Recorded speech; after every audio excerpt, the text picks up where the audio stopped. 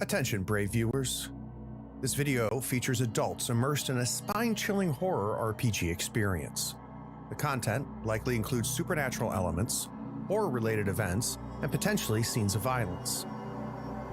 Viewer discretion is advised. Enjoy.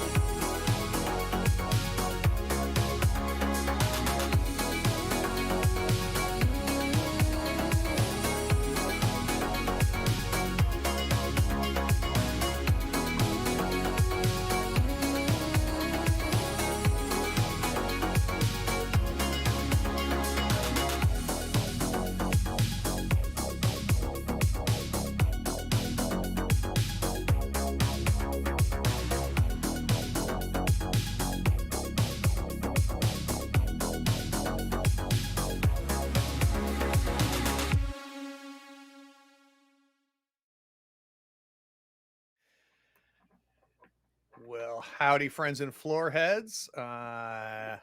It's Saturday, which means it's time for some public access.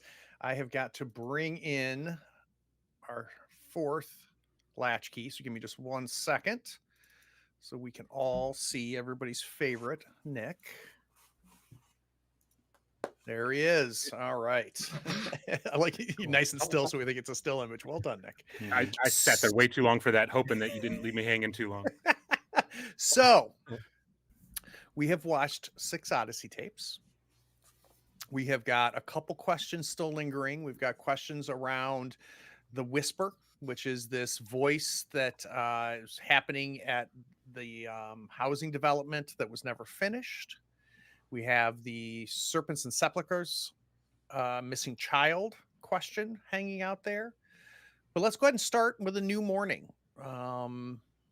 And if it's okay, I'd like to start with Gerard. Gerard, when you get up this morning, you put on your pants, put on your shirt, and as you're walking out, Cody, Richard, and Mike are already up. They're in the main area with the kitchen and living room area. And you realize there's something in your pocket.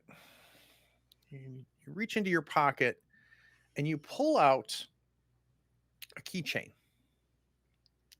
There's 4 keys on it. You've never seen this before. And there's a dongle attached to the keychain that says Play Amarato. Slipping shit into my pants now. So your friend Person put something in needs to learn boundaries. Pants pocket. It's 4 keys, 4 different keys. 4 different keys. Do they have markings or numbers or anything? Or they could. I don't know. No, fair. So this is our day phase. Morning. What are we doing? Cody's on his laptop. He's checking out his favorite forum.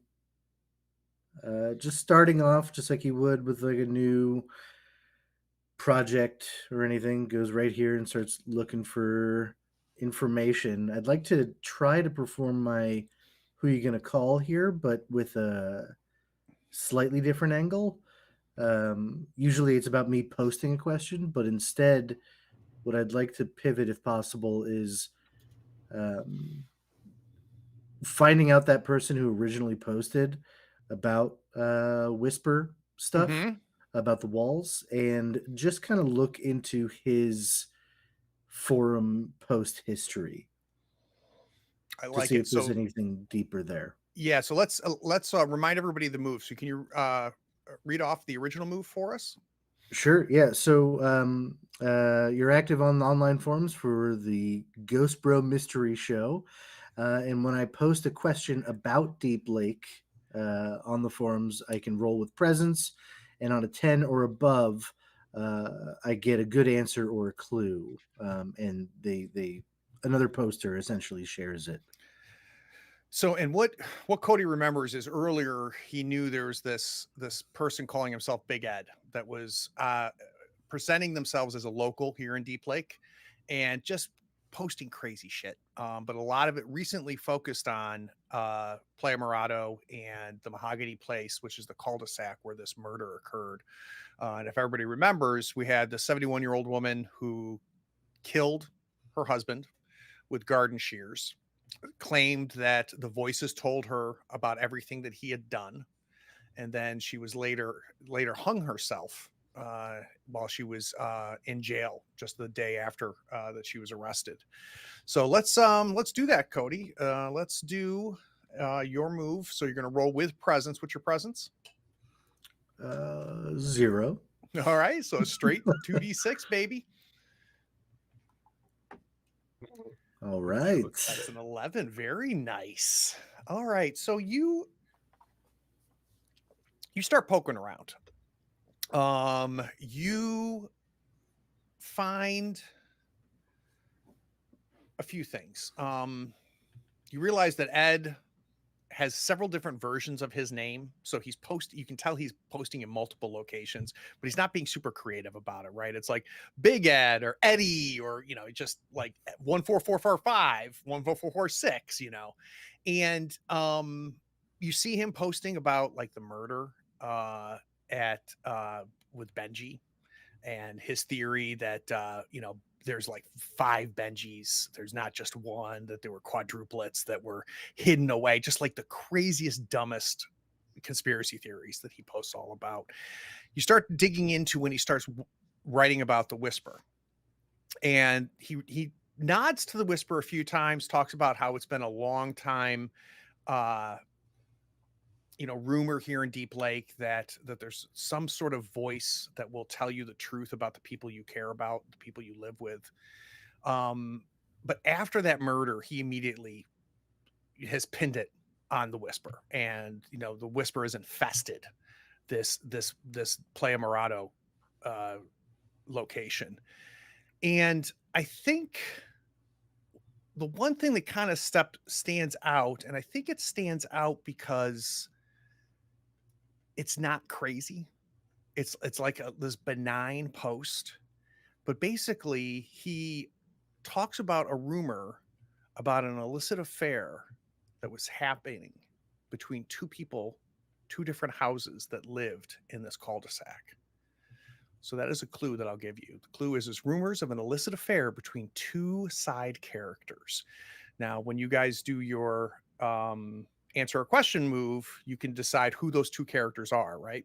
So you get to decide who he's posting about. And I think the reasoning, again, Cody, it stands out is like all this other like demons and angels and aliens, and all of a sudden he's like, oh, and by the way, so and so and so and so, they're having an affair. Right. This is way too normal Exactly. of a sentence. Yeah. Just sticks out for sure. That lends Okay. credibility to them actually being a local. does. So without knowing that Gerard received the keys for this area, I bring this up to everybody. I talk about what I just did, and finding this very normal information about the Whisper, possibly in some sort of connection.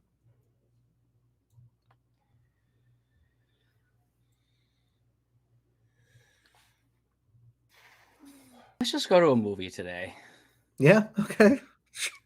What's playing? We killed a demon yesterday.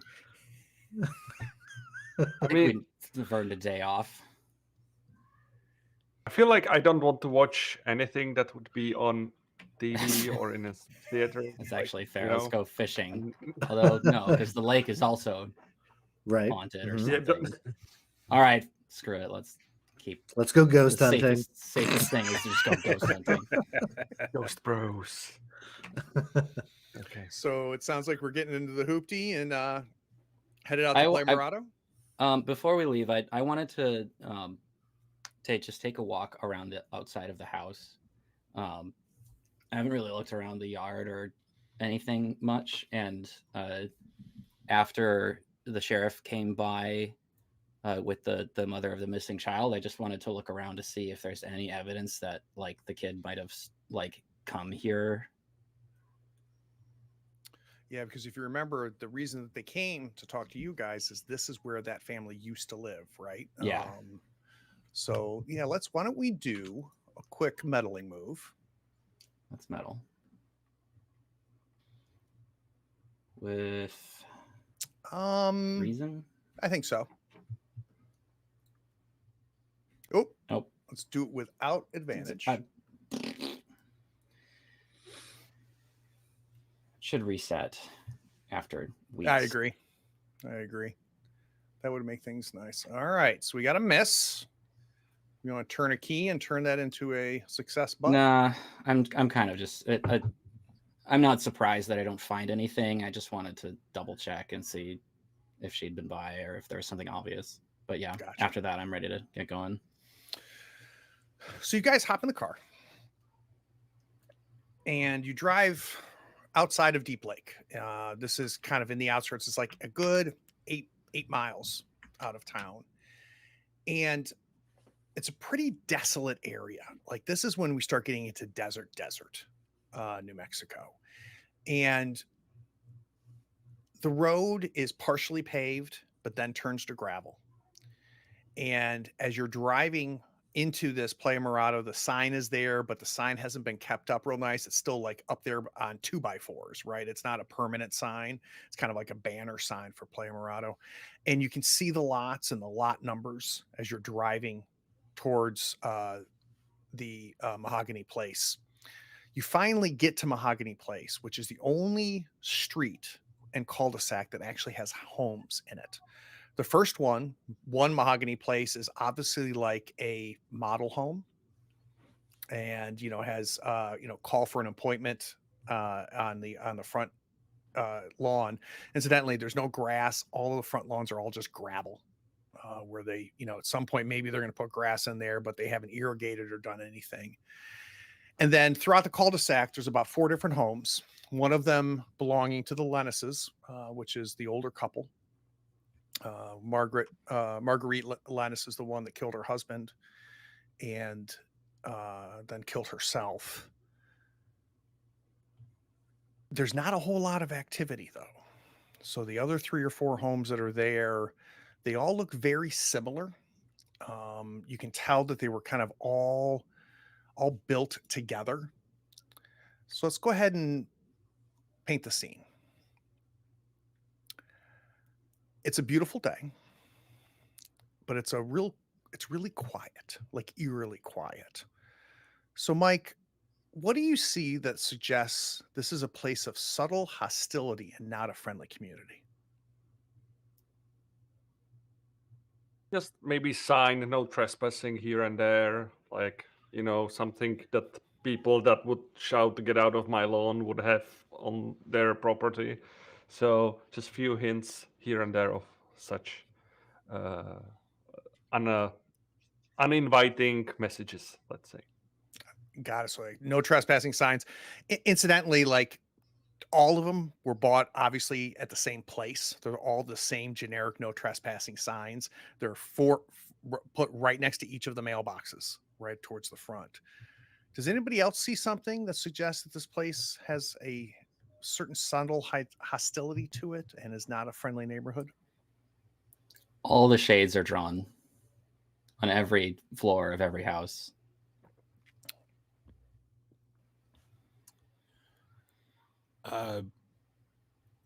One of the homes at the very end, at the top of the garage, at the peak of there's a like a wind signal that shows which Like a way weather the wind vane? goes.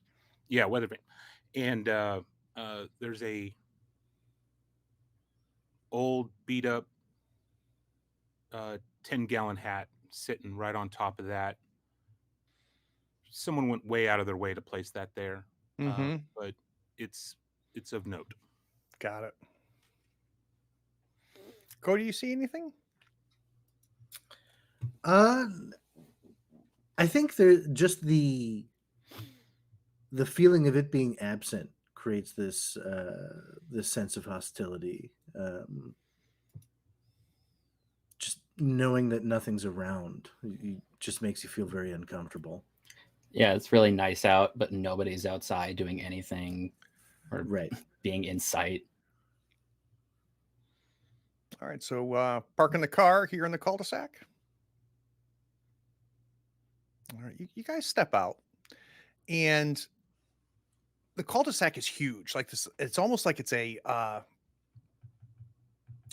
common area in the street. The asphalt itself is baked. You can tell that this has been here for like 15 years, right? So you can see the cracks in the asphalt. It has not been kept up, and you also notice that there is a huge scorched area in the center of the cul-de-sac where obviously that party bonfire. So if you remember, the murder happened right after there was like this community party and this bonfire that they had in the center of the cul-de-sac. And you can see that as well. And I'm going to do one more paint the scene question as you guys now step out.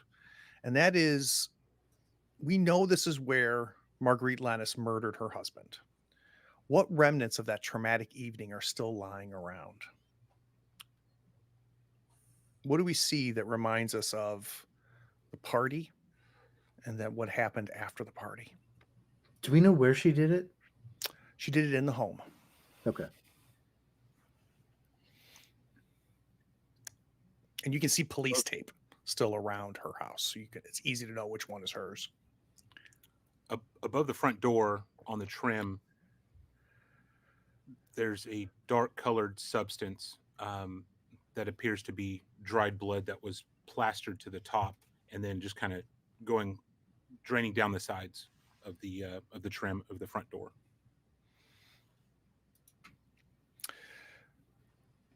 As you guys are all standing there kind of taking things in, door opens to one of the homes. Guy walks out. He's kind of this square-headed, crew-cut jarhead. He's got a white wife beater on. He's got cargo shorts that go right to the top of his knees. You can see his watch reflect in the light. He's got some sort of like really fancy like Rolodex type watch.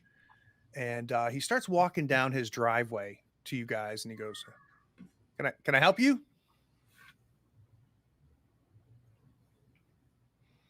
Shit, who's the talker on this one? Richard, you're good at that. Richard looks at everybody, not saying a word. Howdy, sir. Richard Haas. How are you?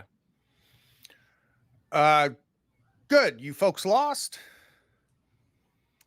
No, sir. No, sir. We're here, kind of scoping out the area. We're a little concerned about the situation with the Lennis family there across the street down the road.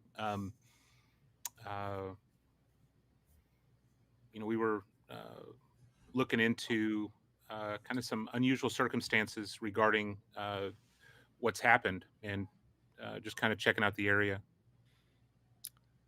Can you do a day move for me with presence? We really need to get a badge or something.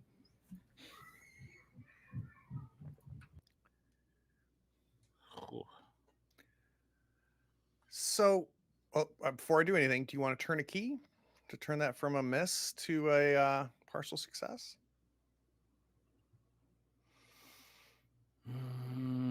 Yes, I will. Okay, go ahead and mark a key. We'll do that. We'll talk about it at the end of the episode.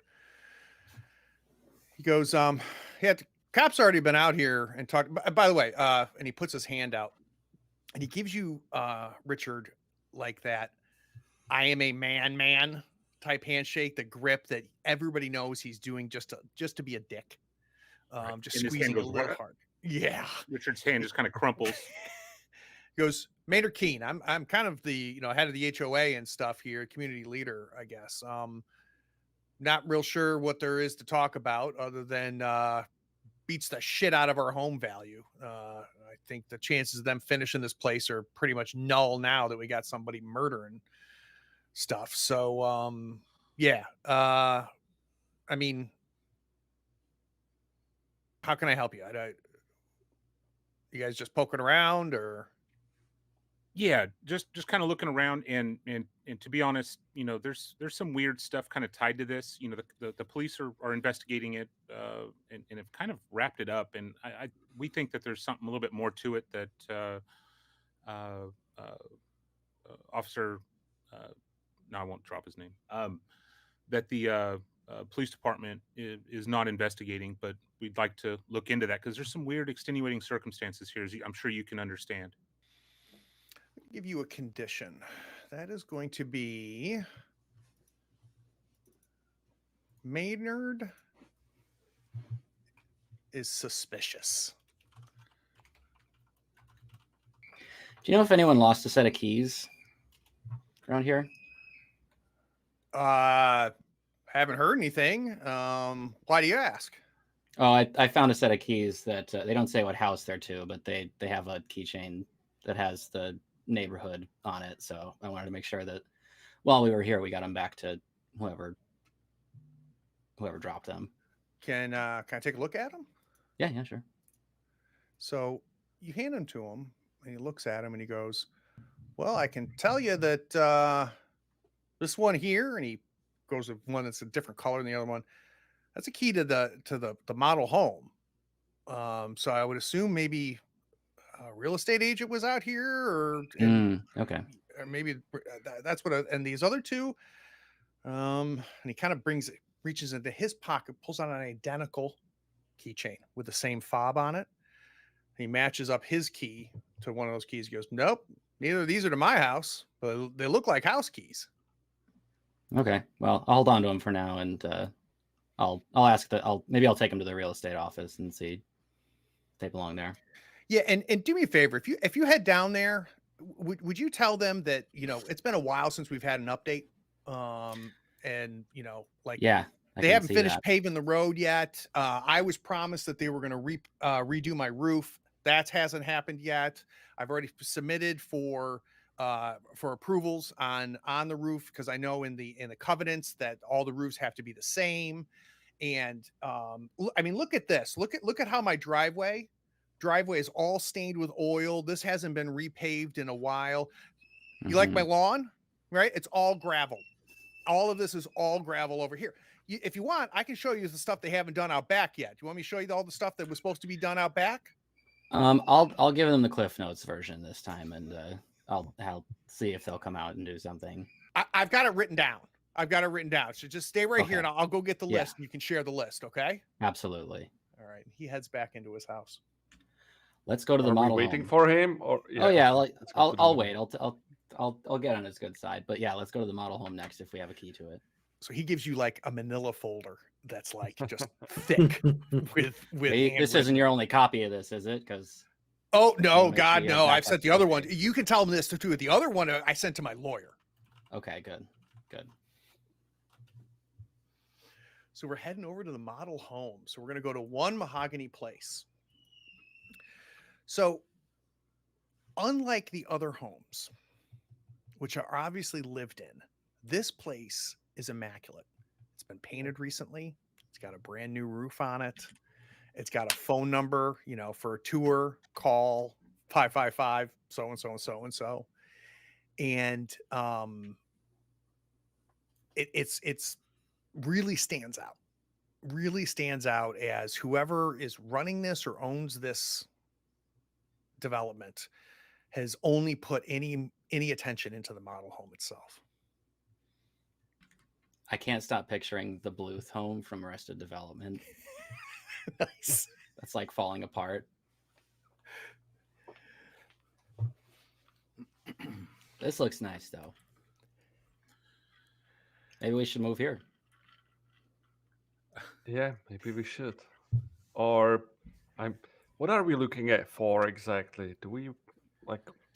Well, let's go in and see if any of us goes crazy and kills one of the others. Real funny. Or at Real least if we funny. get some, at least if maybe we can find out some dirty secrets at least. Maybe we will try if there are some.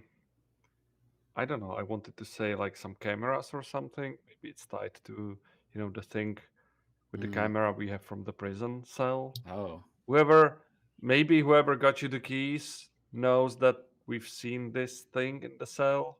I don't know. Maybe it's some kind of stalker. Richard just grabs the keys and starts opening the door and goes right in. don't mind me. Let's just check this place out. Yeah. So you turn the keys, you open it up, and the inside is pretty immaculate, very, very well organized. There is kind of a faint coating of dust on everything, so you can tell that it's been a while since anybody has actually been in here. All the plants are plastic. There's a bowl of fake fruit on kind of a coffee table in the main living room area. You can see a VCR and a projector, and there's a screen that's pulled up, maybe where they show promotional videos or trying to sell people on the thing. But let's paint the scene. This place is intended to represent the ideal state of a home in Playa Morado.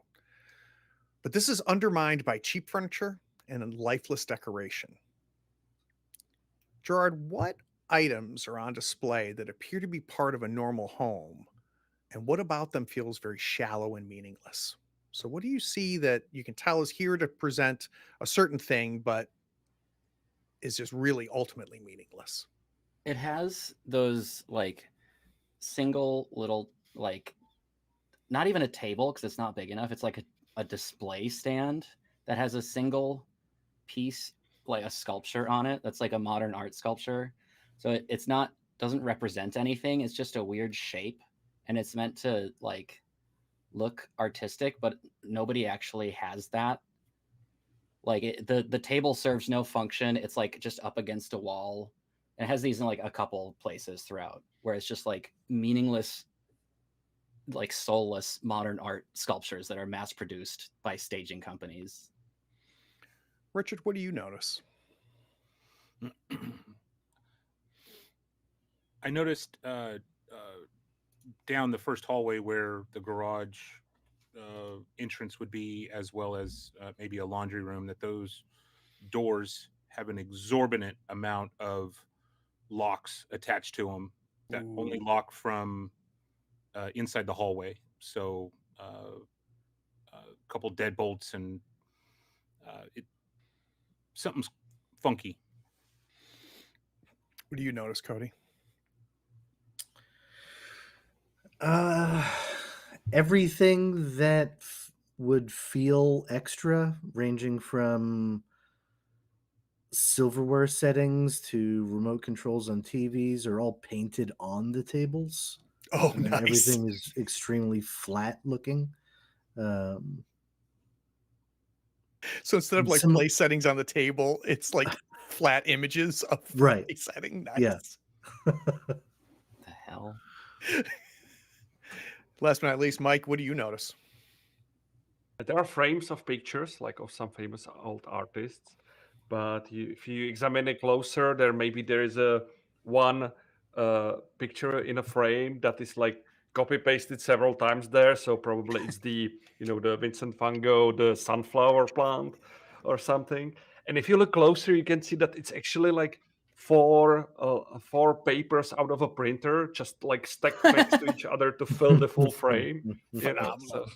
And they're not perfectly aligned, right? They just a exactly, little bit off on each of the edges. That's amazing. So as you guys are poking around, you hear a knock on the door that you left open. Hello? Hello?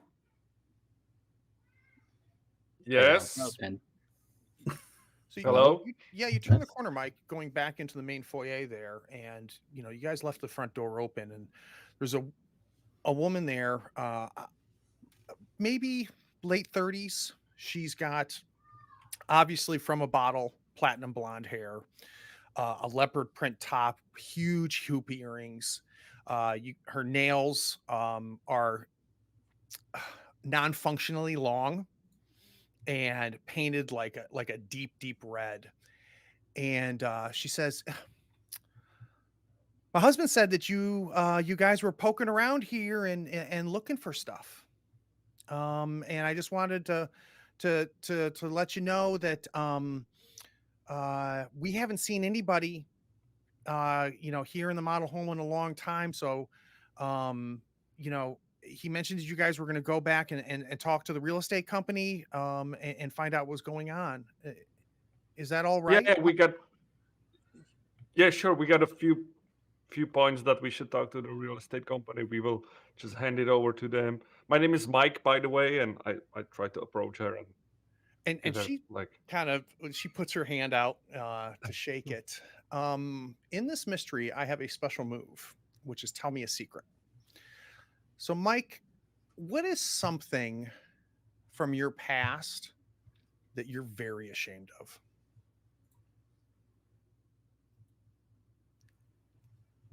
could it be what I told in when I Oh, moved I the get it. latchkey? So Tell it me. would be in the last The session. It was the bullying thing. the bullying thing when I was punching way too hard for a kids fighting, and other kids were encouraging me. So in the heat of the moment, I bruised that kid real hard. So she's shaking your hand and she doesn't let go.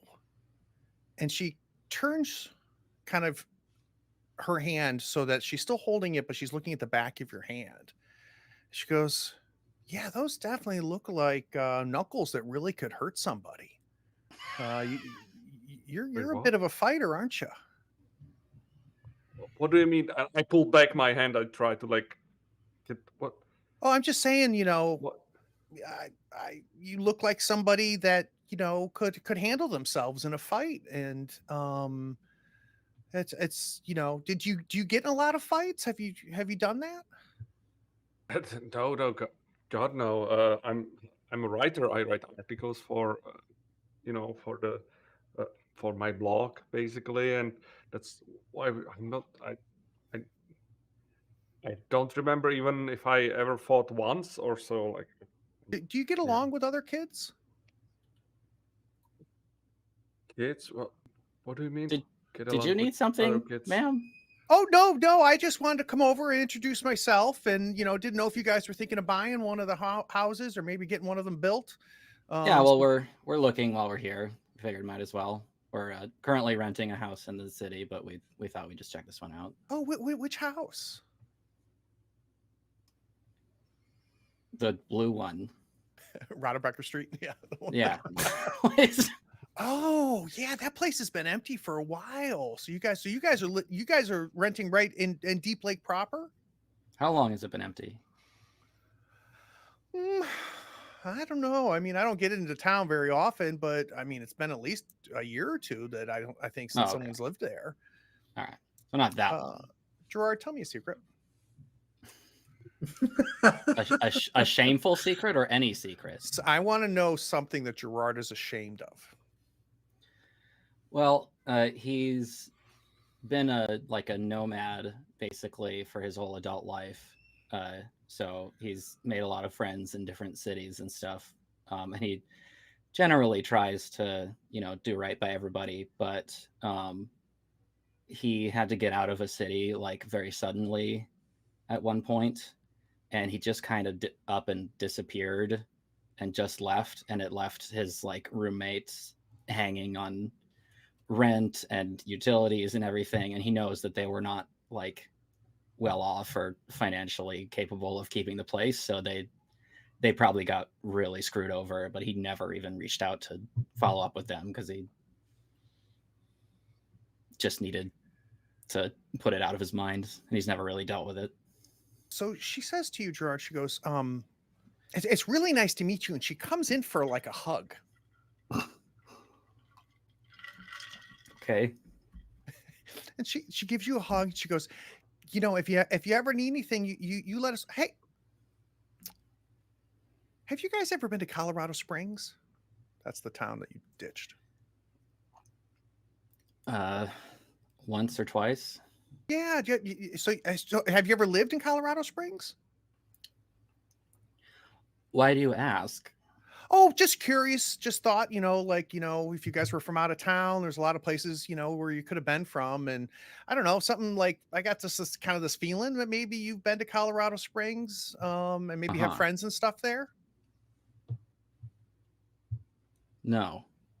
Oh, okay. Meanwhile, No. Mike behind her is doing.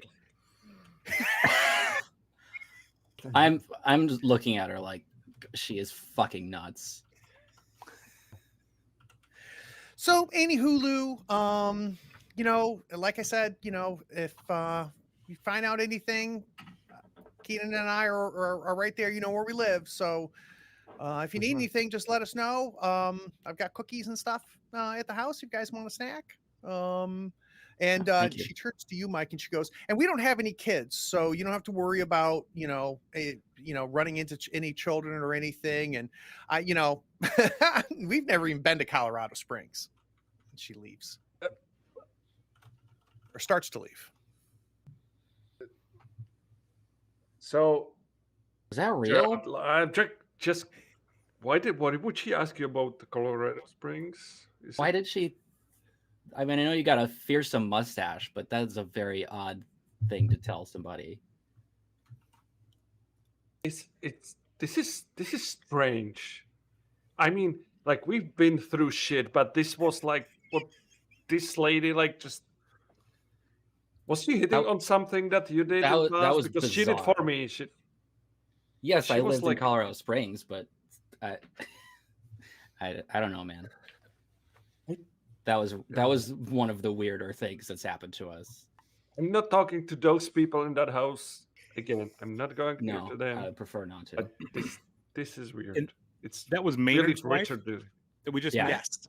Yeah, What a crazy lady! Holy Yeah. crap! they must we're be going back over there. absolutely like cabin fever crazy out here. Like they have nothing going on. I wonder how well they knew the Marguerite and her husband. I mean, probably ask pretty her. well. I'm not asking her. Nope. Yeah, go not talk it. to her. Yeah. When That's Yeah, what- see what she wants to say to you two. I'm dying to know. That Gerard is like fully out of sorts. sorts now. I can't even. Actually, no. There is one thing I wanted to do. I wanted to go straight to the VCR and hit eject. Ah. Let's go ahead and do a meddling move.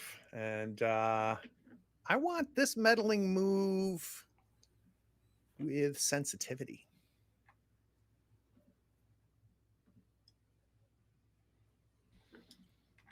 Oh, you better believe I'm upgrading that one. Okay. So go ahead and mark a key, turn a key. So you hit eject on the VCR and a tape comes out. The tape says, "Welcome to Playa Morado." And you can tell by looking at the tape, Gerard, that it is maybe like 10 minutes long. So there's not a huge spool, right? This is not like a tape that runs, has a movie on it. You can just tell that it has a short thing. But what's crazy is after you eject it, the projector attached to the VCR comes on and it just has static. And you hear the song Twilight Time by the Planters, like distorted, playing through the speaker on the projector.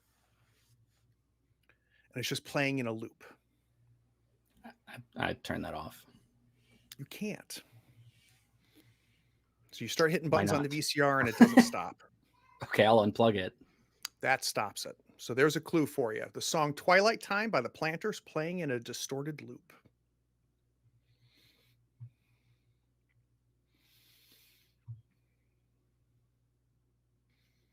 Okay, that's something. So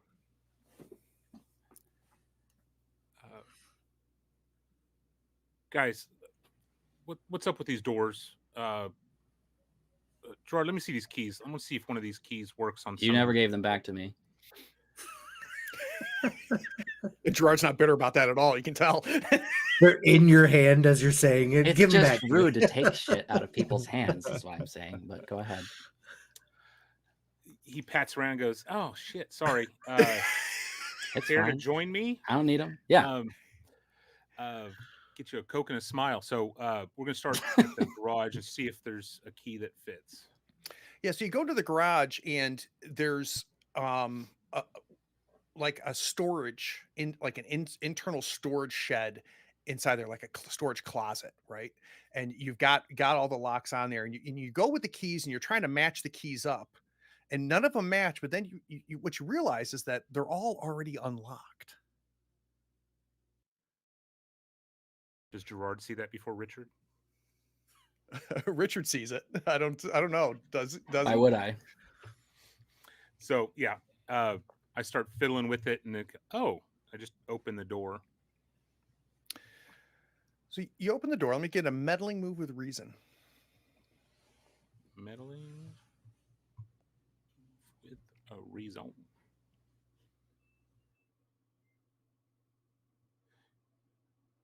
You know what? I am going to do my what Nintendo don't latchkey move, which allows me to take a 12 plus on a single roll to an action so long as I do it with cockiness or style.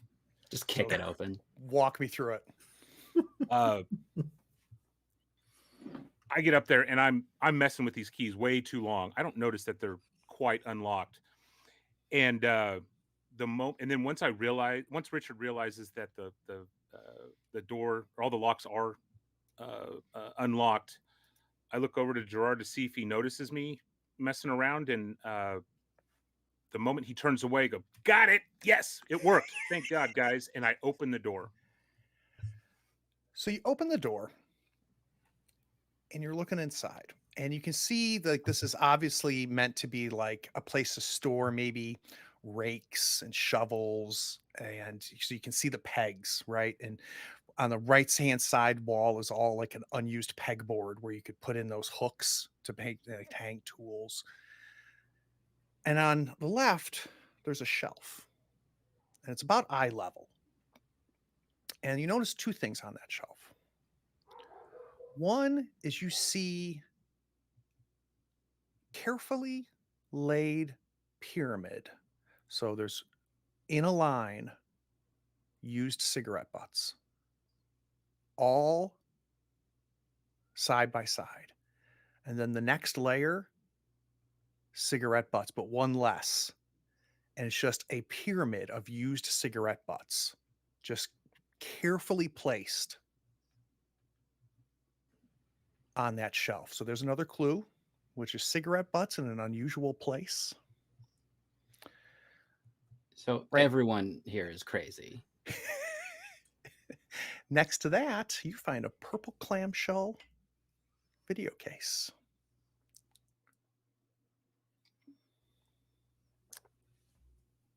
Snake that. Tell the group, guys, look what I just found. It's titled. Oh, goody.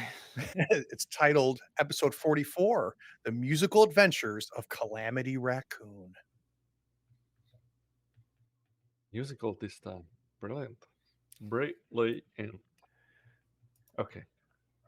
Can we? So is it the fourth whisper? Well, what I'm thinking to get us deeper into this whisper situation, why don't we spread out the things we have on the dining table and try to go through it?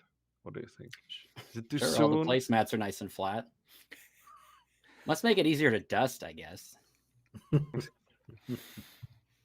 So the four of you are headed to our immaculate but dusty kitchen. Yeah. Boy. Where we got the printed on the actual tablecloth. We've got the printed table settings that are in a circle there, and like there's a flat picture of a centerpiece flower vase in the middle of it. All right, so I know a couple things that you're going to lay out there. You still got that camera, that hidden camera that you found in the cell where Marguerite Lennis hung herself. You've got these rumors that Cody picked up on, the rumors of two people having an affair. You've got that song that played, the Twilight Time song that played in a loop um, when you ejected the tour tape, and then Richard found the cigarette butts that were just neatly stacked into a pyramid. Plus, we've got a bunch of other clues we haven't used. Is there any other clues, Gerard, that we put out there? Well, I know that on the wild map of Deep Lake clue, I had noticed that there was a marking that was near here, but on the outskirts of it, like not like in the cul-de-sac, but like on the border of it that just goes out into the desert. So I do want to go check out what might be buried out there. Okay. We all have a postcard of a picture of Deep Lake. I don't know if that's connected. We have the keys that we got. You mean the postcard that is saying, "Don't bother me, I'm diving in Deep Lake. Yes. Don't go swimming." Yeah, doesn't seem to like relate to this development explicitly, but who knows? And then there's the polyhedral dice, which I assume are more related to the other thing, but who knows? Cody, you're saying? Oh, go ahead, Mike. So you're saying you would prefer to go to see the location that's on the edge of this area, Before we leave, yeah. Oh, Doesn't have to be right now. We haven't looked through the whole house yet. But the question is: the Whisper supernatural infestation or man-made experiment? This feels different. This feels different than Barker to me. I'm not getting. I'm getting like major creeper feeling from this, especially with the wife knowing strange details about us. You know. I feel like has anyone else felt like they're being watched the whole time that they've been here? Yeah, that's what I'm getting at as well. And Cody, do you feel like you've been watched while you've been here? Actually, no. I would say that Cody probably feels like he is watching this whole time. He's been quiet during the Maynard conversation. He's been quiet during the other conversation with this psychic lady, acting like he's kind of just acknowledging whatever his Tecmo Bowl thing is, just acting like he's distracted by that, but really he's been eavesdropping and just deeply listening. So if anything, he's kind of watching and listening. That's how he feels. He's on the outskirts trying to figure things out without saying a word. So I think maybe Richard, Gerard, and Mike are you guys are engaged in this conversation, right? Kind of talking through things a little bit. Cody, you're a little distracted, kind of still looking around. You look out the bay window of this dining area, and in the backyard, there's a man standing against the back fence. He's in this old gray suit, like a suit from like the 50s. He's got a really wide mauve tie on. He's got slicked back hair, perfectly parted, and he's smoking a cigarette, and he makes direct eye contact with you. Okay. So now you do feel like you're being watched. Yeah. Okay. Thanks. Literally thanks, just Greg. as I say that. So yeah, as everyone else is speaking, I softly interrupt. Hey guys. Yeah. What up, Cody? Yeah, guys. I don't say there's someone out the window. I just repeat in whisper form. Hey guys. Okay. Guys. Yes, right, guys. I guess let's look. Okay. I'm frozen.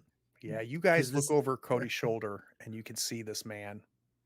And he's about like 30 yards away from the back of the house. Is he still keeping eye contact with whoever looks out at him? He seems pretty focused on Cody, but it's really hard to tell. There's such a distance here. He could be making eye contact with all of you, but he is watching you. and you see him take a cigarette butt and flick it behind him, and you see him lighting another cigarette. Can I close So blinds bad or for you. something or shades? Can I close? And Like, bay window. Yeah, I don't think there's shades on that window. ah, Well, okay. Mike, you're the fighter. You should go talk to him. Oh, you're funny one now, right? Maybe you should go back to Colorado then. I'm thinking about it. um, I mean, we got to talk Can we to him. go to Mike. some different room that doesn't, so we are not being watched by this creep? I'm sure that there's a perfectly reasonable explanation. And I don't want to know it. That's as simple as that. Guys, Is it the I'll go back out of there. the house or the front of the house in the bay He's in the window? back. So you're in the back of the house where this dining room area is, and it's got this huge bay window that kind of is kind of the centerpiece of this dining room where you guys are. So he's behind the house, but like if this place had been finished, there probably would be fences and a back lawn, or maybe like all of it's just gravel, and he's like 30 feet out, and the only thing behind him is just desert. You guys are babies. And I go out, like, I'm all cocky while I'm going out, but the second I close the door behind me, I'm like, oh shit, okay, here we go. So you I open up try the to back shake door. it off and follow you. Okay. So Richard's Gerard going opens up the outside back as door. well. Okay. What's Mike Yeah. doing? Mike is watching through the window to see Okay. the scene unfold in front of him. So Cody, Richard, and Gerard, you guys open up the back door. Gerard's in the lead, and you step out onto this back porch area, and it's only like 3 foot by 3 foot, and there's steps leading down to this gravel backyard. And as soon as you step out, you see the guy. He's not even finished with a cigarette. He tosses that cigarette and just starts walking towards the next door house.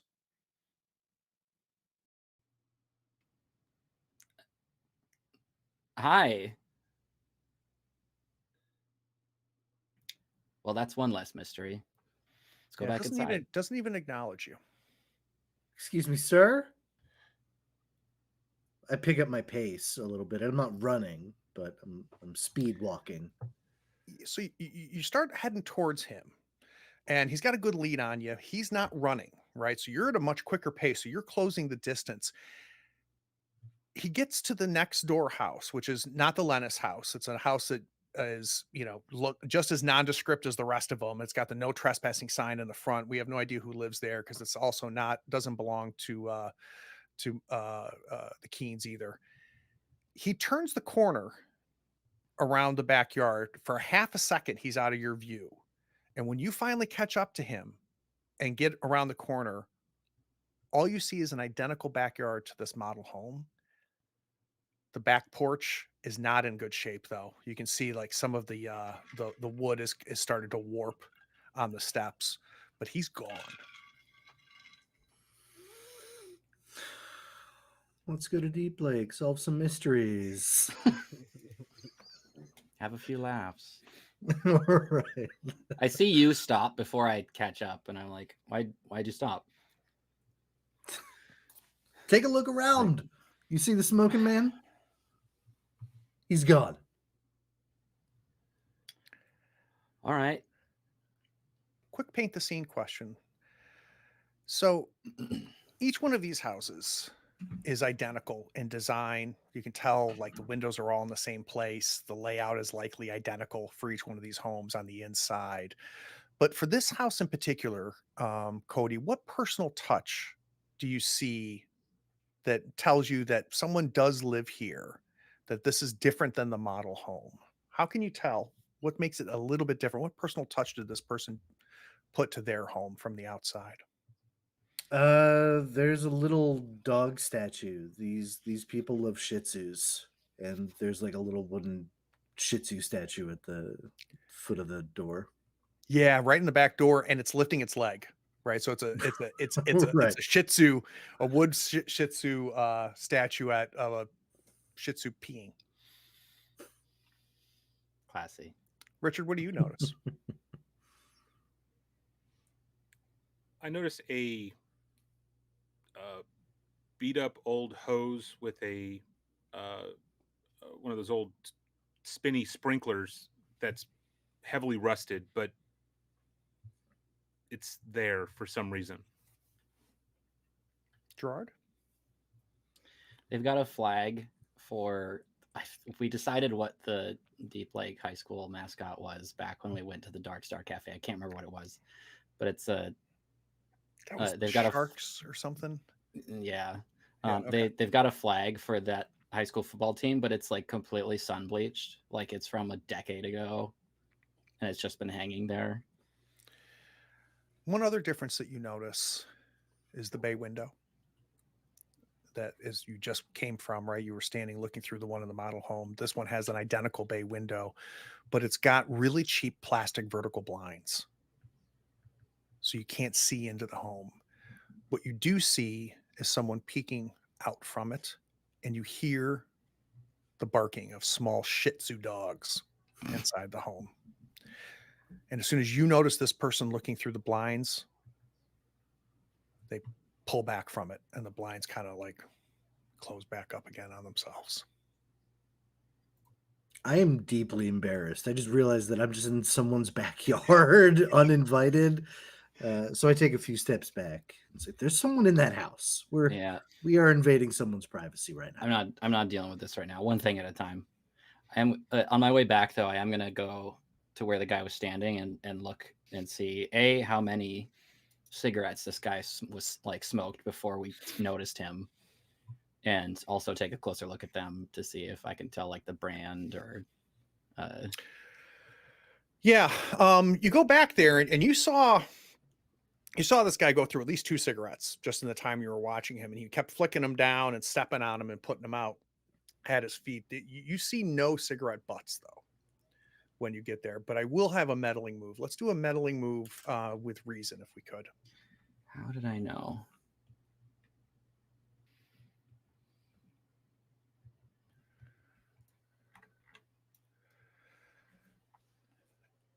What you do notice is you kind of kick around the gravel, right? So maybe one of these cigarette butts got like half buried in this gravel backyard. You start kicking around the gravel and you see something in the ground and a blinking red light.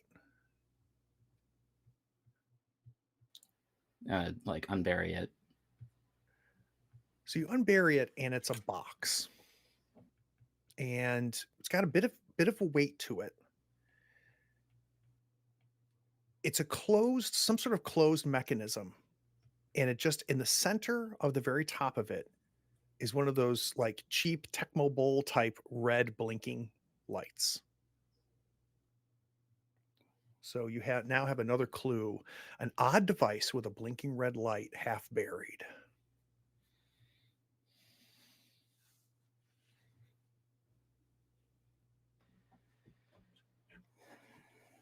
It's about the size of your hand, so it fits in one hand, but it's got a weird weight to it. Is it open or is it like a puzzle box? Completely sealed, so there's no seams to it. The only thing that breaks the kind of the black square shape itself is that blinking little bubble red light that's just beep beep, just blinking on and off. Not positive I want to carry this around with me. I get. I'm gonna go inside and like, is there like any like cheap napkins or cloth, anything? So maybe Sitting I would around like the to have staged a home. scene before everybody returns, if that's okay. Yeah, go ahead, Mike. So as immediately as everybody left to confront this creepy guy outside, Mike just goes straight to the kitchen, maybe to some cupboard, and probably finds, I don't know, almost empty bottle of liquor, or maybe some cheap whiskey or something that was there.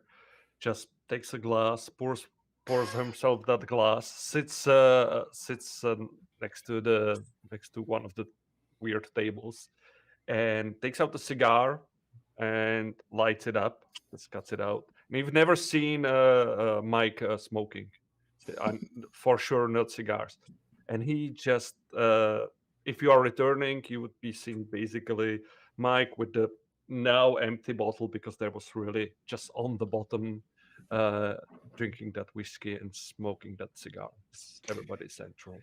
And the liquor bottle is shaped in a very familiar shape. It's got a black label on it, and it's in the same font and design as Jack Daniels, but it says Jim Dennis. Does that even have alcohol in it? So, and maybe Mike, you didn't notice, like, so when you poured it, you didn't really like. You have to look at it, like when you glance at it, you go, "Oh, Jack Daniels, nice," right? And you pour it, and it's the same color, and it's just obnoxious cheap bourbon, and then you look at the label again, you go, "Oh, Jesus." So yeah, And who you would guys be the walk first back one in. to enter the window? I want to have some talk with whoever is the one that enters. So who would you say is? I was coming back in to try to find something I wrap this up with at least. I need to give you. I owe you a condition real quick, Gerard. Yeah. As you're holding this thing and you start walking back, because it's good 30 yards, right? You have a headache. And for whatever reason, there's no doubt in your mind that this thing is the cause of that headache.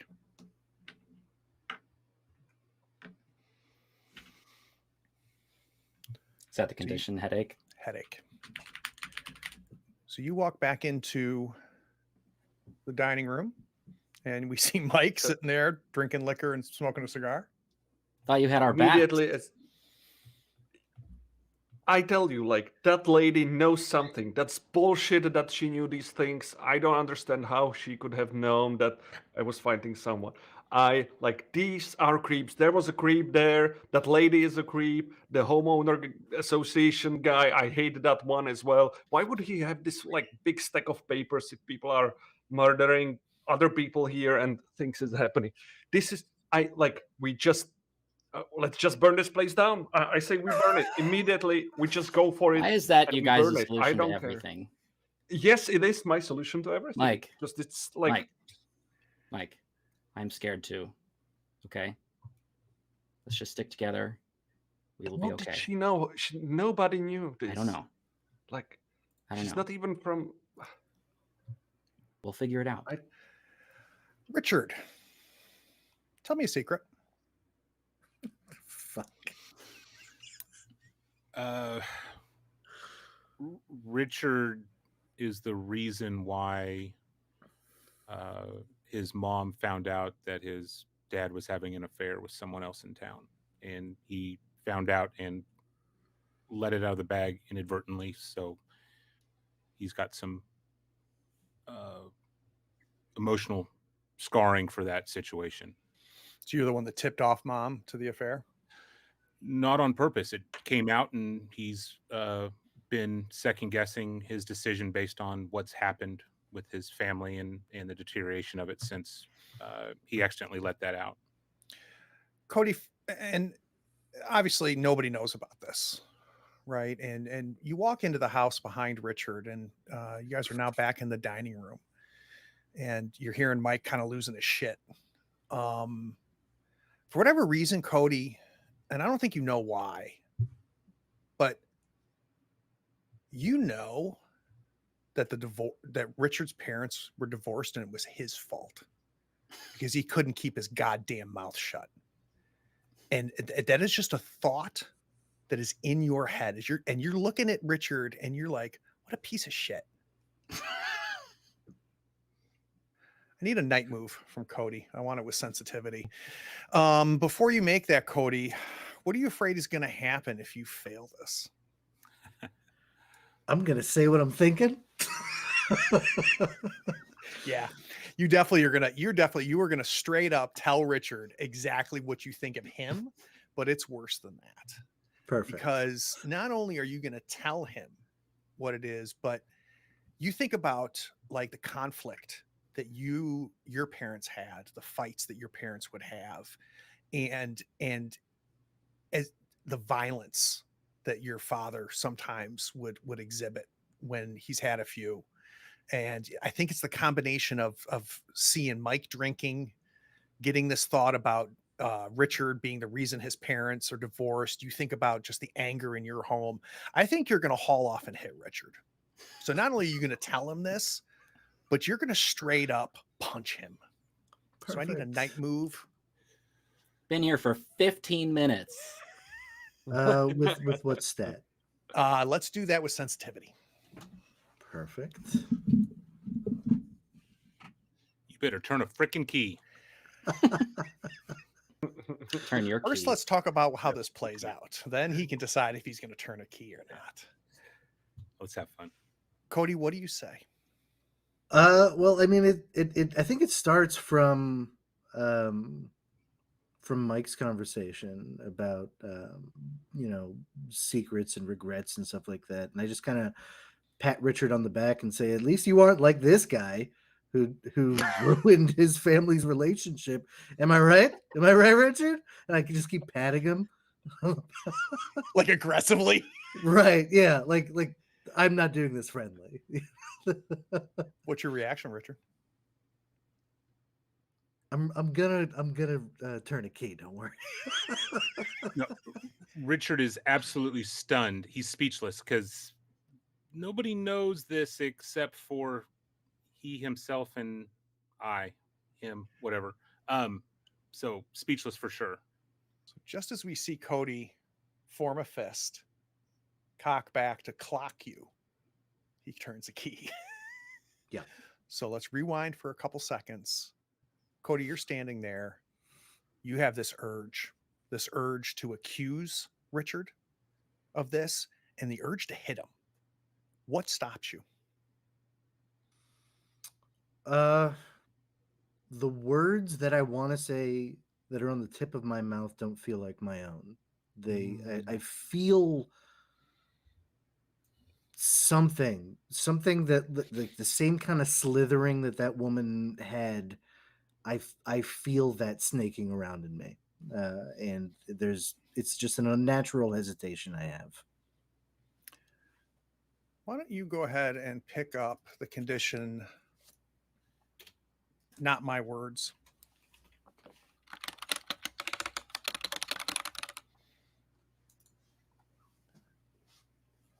And with that, let's take a 10-minute break.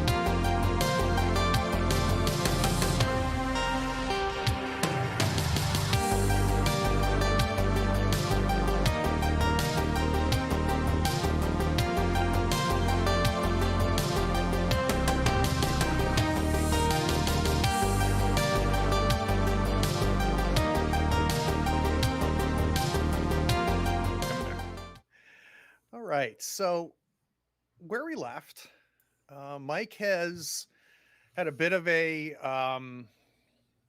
speech. Meltdown. Yeah, has really expressed kind of how he's feeling. Cody, luckily, has, despite his feelings towards Richard, has kind of kept it to himself. And all four of you are in this dining room. Let's just do a quick sweep of the upstairs, and then I want to check out this spot on the map. And I don't know what else any of you wanted to check out while we were here. Just go door to door, just telling people that we have no authority, but we're just looking into it because we feel like it.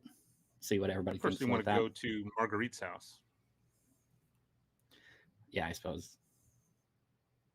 But Let's split up.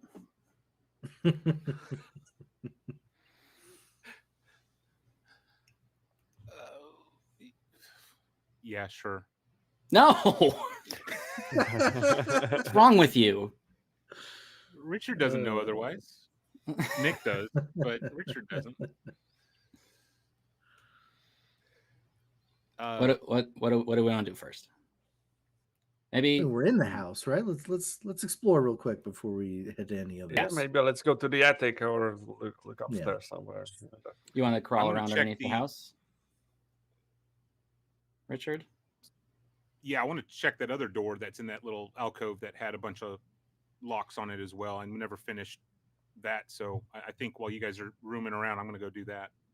So, and if I remember, that was like to the laundry room. Is that right?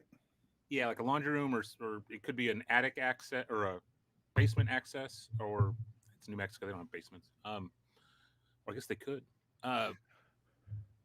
Murder But basement. yeah, whatever that other door is. Yeah. Yeah. And you The guys murder mentioned, going upstairs, and I should have clarified. These are all single-story ranch homes. Ah, okay, Well, okay, I'm done. makes sense. That was quick. All right. So, Richard, you go to this other door. Not quite sure what it leads to. Again, you realize, oh shit, I got the keys. But all of these padlocks, there's 4 of them. All of them are unlocked. Let's open that door. It is a laundry room. And it's got these department store cardboard washer and dryer, right? So it's washer and dryers, but you can immediately tell they're just printed onto these cardboard boxes. And there's a decal on the back of a laundry basket that's on the wall itself. Really spared no expense. Why so many locks for cardboard washers and dryers? I start moving Open these 'em. washers. Yeah, I'm moving boxes. I'm fiddling with them. There's got to be something more here. Yeah, let's do a meddling move with reason.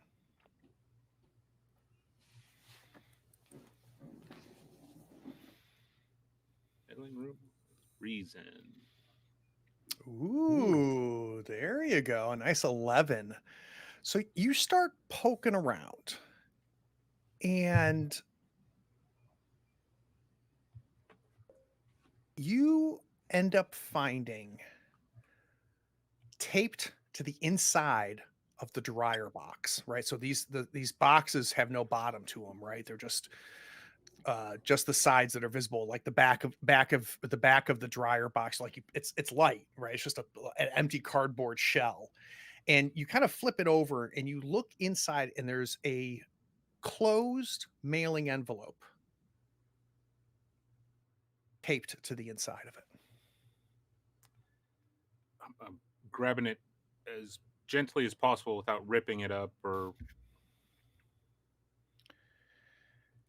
It's sealed. You open it up and you pull out some documents. And these documents are evidence that the Playa Morado development was mysteriously halted by a federal organization. So that is our 6th clue, which is evidence that the Playa Morado development was mysteriously halted by a federal organization. What exactly these documents are and what they say, we can decide when you guys are answering a question. Gotcha. Mail fraud's a felony. It wasn't addressed to you, sir. What is that doing there? Why would that? Yeah, this makes no sense. I don't Makes know why no it would be sense. in. But there's some interesting information here. I'll put this in my backpack and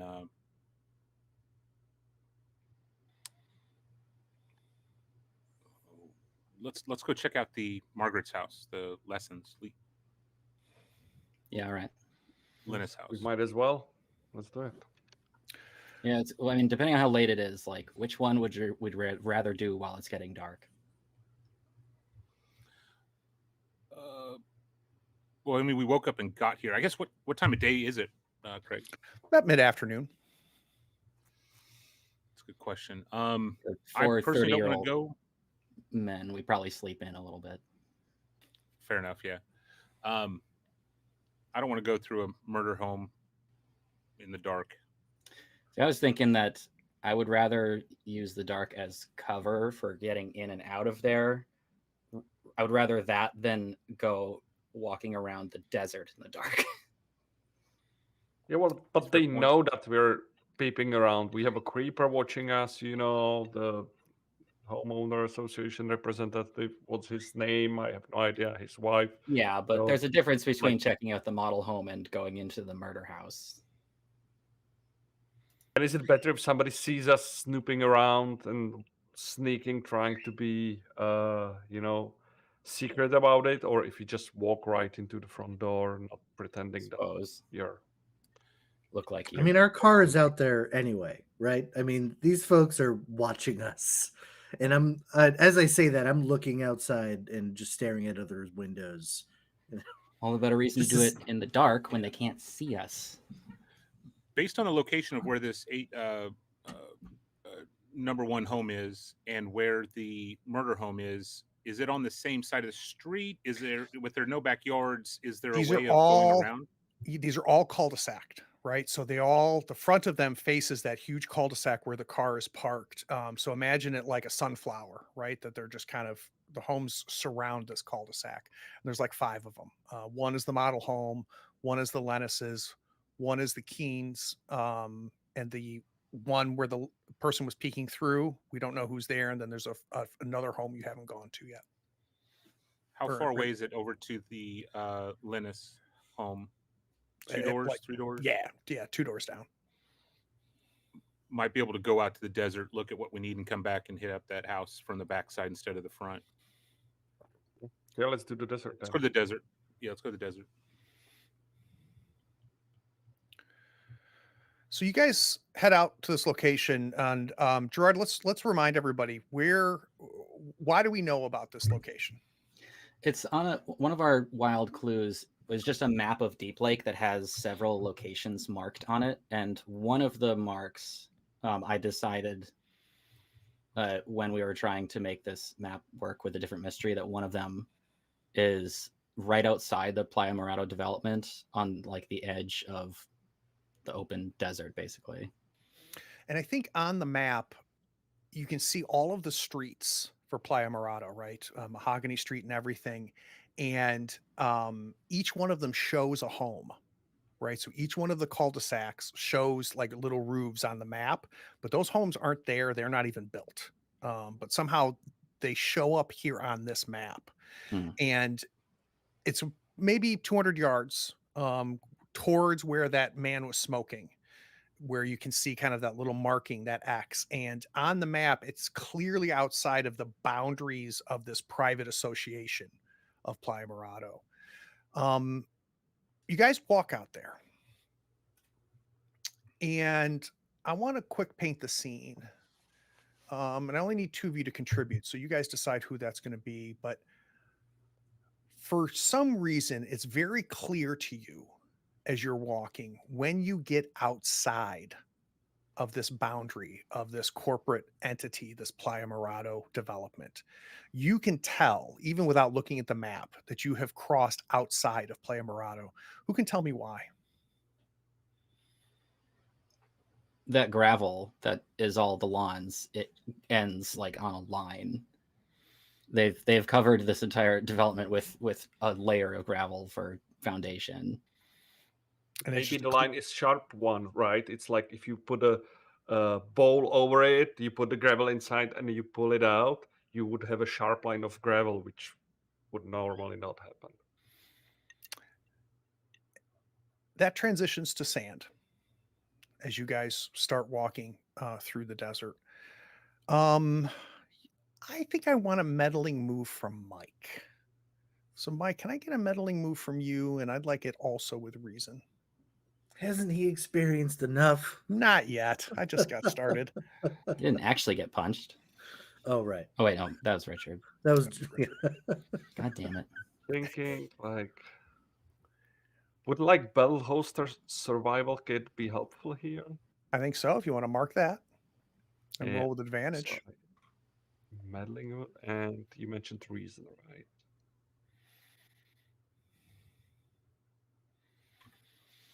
all right. Oh, look at you. Look at you. You start walking, and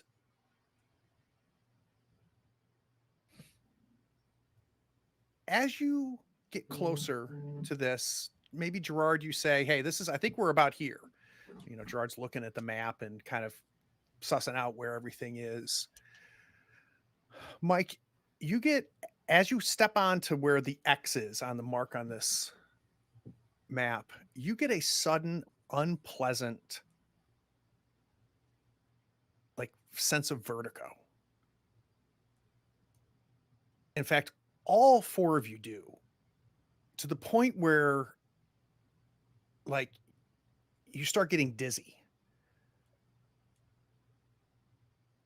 And just instinctively, maybe you step backwards and you realize that sensation goes away. So as you approach this location that's been marked, you have you get a sense of vertigo. Things are doubling, your vision doubles, and it gets just this incredibly unpleasant sensation. So that's going to be another clue. This will be your 7th clue, which is a sudden unpleasant sensation of vertigo.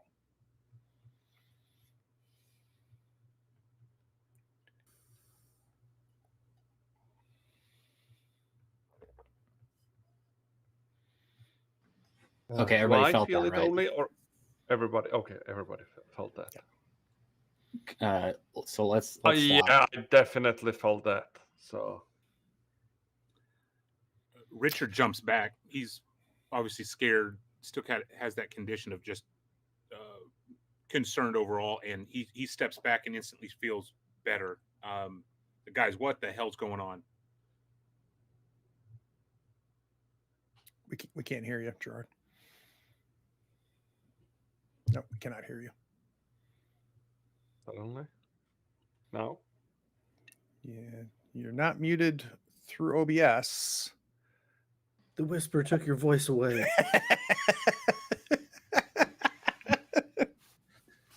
You still can't hear me? Now we There can. you Now we Okay. can. Okay. All right. So we all felt that. Can we maybe have one person go in, so that we don't all pass out and dead see what happens? I'm standing on this gravel. I might as well. I don't even. I had a liquid courage. It makes sense that I go. So the 3 of you are standing outside of this vicinity that was giving you this sensation, and we're sending Mike in. Yeah, not too far though. If you just a couple steps, just to see if you pass out or anything, we could pull you back. Well, or I don't pass out. How about that? Right? I'm just saying to be safe. Yeah. I Okay. want to have us I all will be one by safe. one go in trying to pull everybody out, and then we all end up incapacitated. Mike, I need a Do I have night to move. be? I need a night move with sensitivity, please. But before you roll it, what are you afraid is going to happen as you walk in to this area that's giving you this gross vertigo feeling? What are you afraid is going to happen if you fail the sensitivity roll? Definitely, as the vertigo increases, I will just unleash the contents of my stomach, basically. You'll throw up. You'll throw up. Yeah, I I will think it's throw going to be up. worse than that, though, because not only are you going to throw up, but you're going to collapse and pass out in the epicenter of this feeling, and leaving the three of them just standing there looking at you. And they're going to have to go. Someone would have to go in and get you because of that feeling. So let's go ahead and roll that night move of sensitivity. The problem is, though, is I think I want you to do it at a disadvantage because of your nervous condition. Or I have bruised knee. That would work as well, I guess. Yeah, so night move, disadvantage, and sensitivity.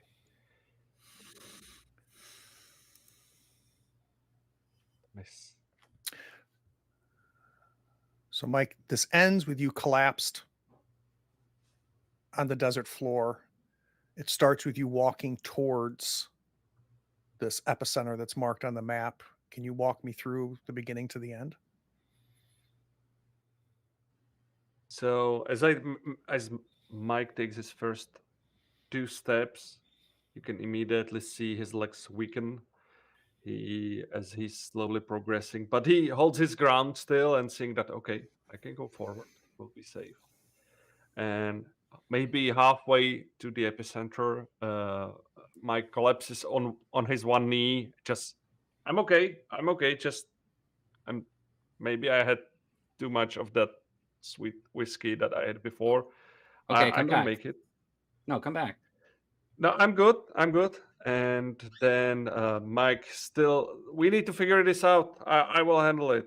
And takes maybe 2-3 more steps and just face plants to the sand, not saying a word, just not even putting his hands there, and collapses to the ground. However, I will turn a key. Ah, okay. So we're going to turn that into a success. I think I will give you sour stomach, though, as a condition. So you fall to one knee, but you're able to stand up. And when you finally get to the center of this, you notice like a rock. It's a good sized rock, maybe size of maybe let's say like a watermelon, right? And it's there, and you just know that this is where the X is. And when you're looking at it, you realize that it's not a real rock. It's one of those fake rocks that people use to hide their keys or to like cover something in the lawn. It's obvious this is not a real rock.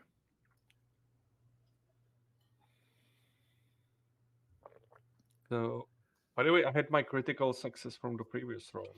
Oh, I got you, brother. Okay. Just reminding. I What's appreciate in it. the rock? What's in the rock, do you think? Yeah. Let's. I will pick it up. I will maybe try to pull it out of the ground. What do you think you find under that fake rock, Mike? Does it have a shade of purple? Maybe It does. We have found 2 Odyssey tapes. This one, Just leave it there. Marathon night. episode 12 of Gorilla Makeover. And as in gorilla, You not like the would. animal. I shout to the rest of the group. You would not believe what I've just found, or maybe you would. I can see the Just purple fine. from here. Well, maybe it's a wrapper of some fancy candy I have here. You don't know. Come back before you pass out. Okay, I have a tape. I'm going definitely back with fast pace, almost running maybe to get out of the area. Richard, did you Good share work. that you found a tape? Yes. Yeah. Okay. Good work, Mike. No. Good job, Mike. Okay, so there is not much else to do here, right? So Yeah. You're you about go to three football fields away from the cul-de-sac. The mahogany. Okay, so maybe this didn't take as long as I thought it would. No. Well, yeah, then let's all go to the murder house. You were finding a lot of murder houses in Deep Lake. Yeah. All right, I should be more specific. So you guys end up walking, and you're coming behind it. I don't know if you want to get to the cul-de-sac and go through the front door, but from where you are, you're going to be able to walk directly into the backyard of the Lennis house. Let's do that. The backyard, yeah. Yeah. Cody, you see the same person peeking through their home through the blinds of their bay window. They're watching you guys as you return from where you are. Mike is gonna Oh. wave at one of the people who is watching. Just And Mike, Yeah. you wave, and the person immediately lets go of the blinds, right? This is the one that had the Shih Tzu dogs. You know which one is the Lennis house, even though you didn't even have the address. It's 9 Mahogany Place, but you know because of the police tape. There's police tape on the front door, and now as you're coming up behind it, you can see that like brown paper has been taped to the inside of this back bay window, so you can't look inside of it. And you can see police tape across the back door as well. That's kind of sealed the back door. Other than that, it's literally identical to the model home, except it hasn't been kept up as well as the model home was. does it have the details that probably the have- model home had, like we described? They probably Like, have real you know- forks. Yeah. Well, you're not inside yet, but Okay. Oh, okay. Yeah. Okay. Is it unlocked? I'm. Mhm. are we cutting the police tape? I'm let's try the door carefully now. going under it and trying Yeah. to maneuver around it the best of my ability without Yeah. ruining everything or getting fingerprints on things. I'm very conscious about that. Maybe I have a long sleeve shirt and I'm doing one of these. So the back door's locked.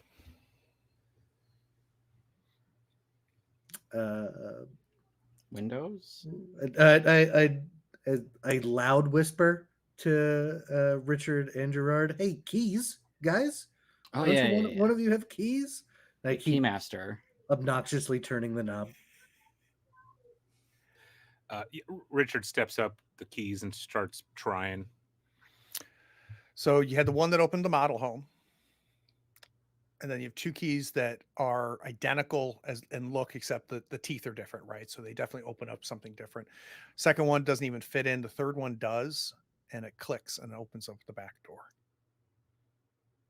Whoa. I don't know if I'm happy that it opened the door or If we have the sad key, that we're it allowed Not to opened go the in. door. surprised at this moment. I'm not even surprised. Let's see. It's not breaking and entering if It's we're not breaking and entering if we have the key. That's exactly right. It's just regular entering. So you guys push the door open. You're able to kind of work your way, duck down, and get under the police tape. So you're going to leave the police tape there undisturbed.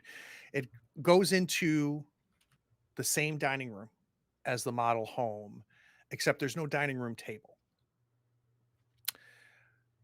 There are moving boxes up against the far wall, and they're all sealed. And it has that overwhelming smell of old people. And everybody knows it. Like as soon as I say that, everybody smells it, but you can't really describe it, right? It's like a mixture of mothball, medicine, just that really weird old person's home smell. Let's paint the scene. Mr. and Mrs. Lennis were the picture of a loving elderly couple whose marriage stood the test of time. What around their home suggests this union was profoundly flawed? What do you see, Mike?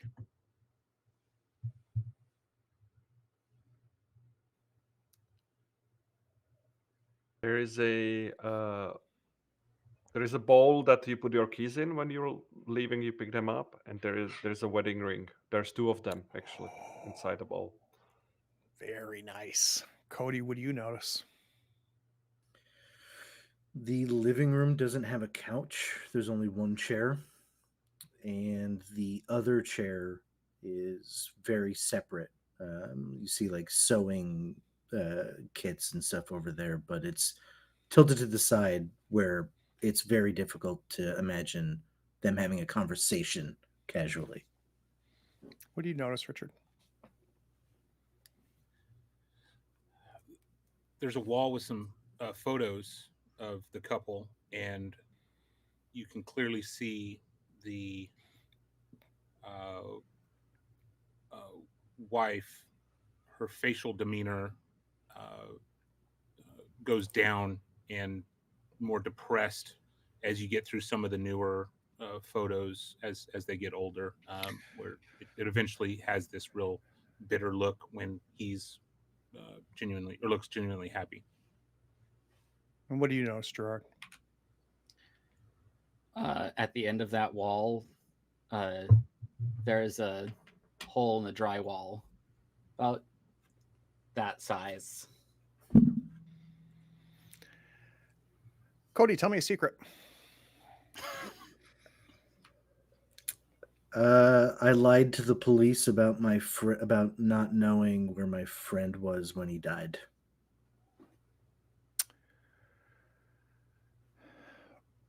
Mike, as you guys are kind of rooting around this house, really odd because it was obviously lived in, but most of the boxes weren't unpacked. And you find when you get into the same room with Cody,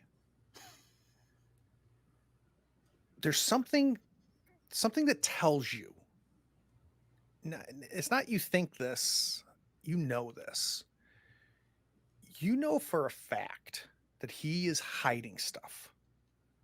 That he's hiding stuff about himself to the three of you. And you don't trust him. And you've just got this feeling like, screw you, asshole. Like I've told you things about my life and about my growing up, and I've been like an open book to you, and you're keeping everything to yourself, and you know exactly what's going on, and not only what happened here, but you knew the answers to what was happening with Officer Barker, and you didn't tell us, and you just kept it to yourself. So I'm going to need a night move from you, Mike, and I'm going to need it with sensitivity. What are you afraid is Why going to me? What are you afraid is going to happen if you fail this roll? I don't want it to be like punching and fighting again. I'm open to suggestions from you guys as well.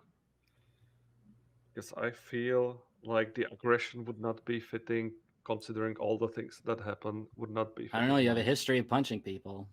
Yeah, that's exactly the reason why I think he would be more aware not to do it now at the moment. What if you tried to bring up a vote to kick him out of the group? I like it. I think that's a pretty good one. Yeah, I confiscate his beeping thing. I take his thing. I Oh. will not give it back. Maybe. Yeah, I think that's exactly what's going to happen. Is you're going to create a bit of a scene, Mike. You're going to confront Cody, and basically lay it out for him, which is, you better tell us everything that you're hiding and why you're hiding it from us, or you're out. You're going back home. You can't stay. You can't stay in the same house with us. You can't be trusted. You confront him, but it's worse than that, because if the other two people don't agree on this ultimatum that you make, you're the one that's going to leave and head back home. Yeah. So let's do a roll with sensitivity. And I'm rolling it. You are. Dang it. So normal one, night move. Just checking my conditions. Surely nothing will affect it. No, I don't think I'm going to put any of those on you. So just make sure you don't have it set to disadvantage still.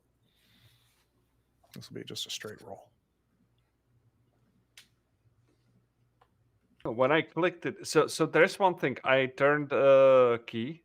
Mm-hmm. When I click the night move, it offers me the key to use the key. Huh. What key did you I'm mark? not sure how that. I marked Oh, it, the key of desolation. That's just a weird thing about how the keys are. because I given. manually changed my stats. I lowered my reason and increased the sensitivity manually. And here there's a just ignore that. checkbox to. Okay. Okay, sorry, that got me confused. What am I rolling Yeah. with again? Sensitivity. Sensitivity. Okay. It's a 9. You have this feeling.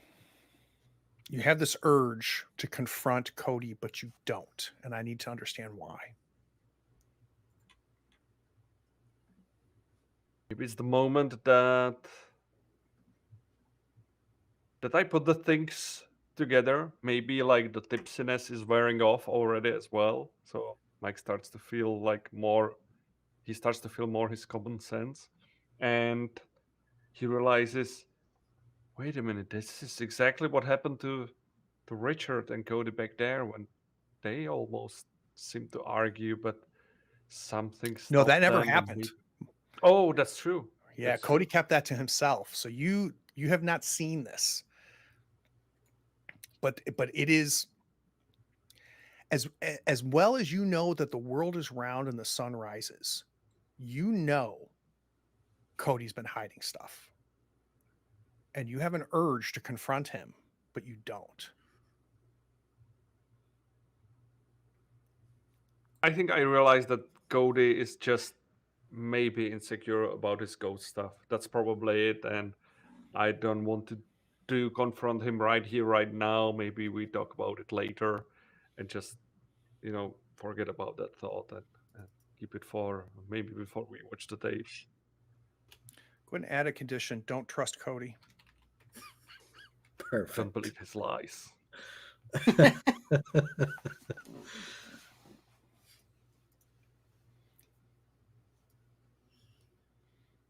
On the overlay, I have to move the conditions because you have so many. It was covering your face.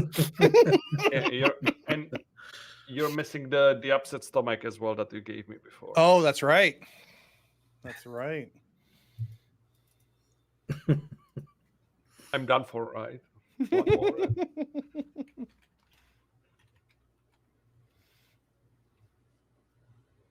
Only thing I want to add to that is like while you're watching me and just like seething in anger, I'm just looking around a room booping and beeping. Like the same insufferable BS. Can I turn the key to fail the check? Oh, you can just hit him. Oh god, mechanically there's nothing stopping you. So as you Taking guys a poke few around deep this, breaths. Yeah. Yep. Go ahead. Continue. Yeah, that's just it. Like, take a deep breath, take 2 more when seeing Cody fiddling around with his stuff, and just we will soon be away from this mess. That's just It is starting to get a little dark. You guys are inside this house. We've described what we've seen so far. Yeah, what do we got? What's here?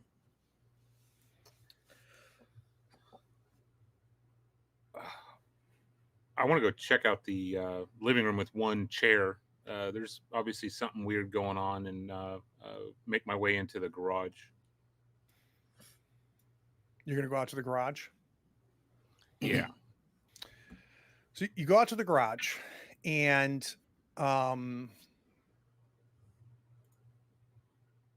there's like 3 full stand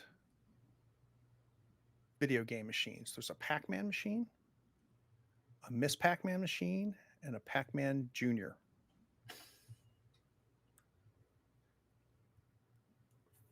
Richard belts this out. Fucking score! Do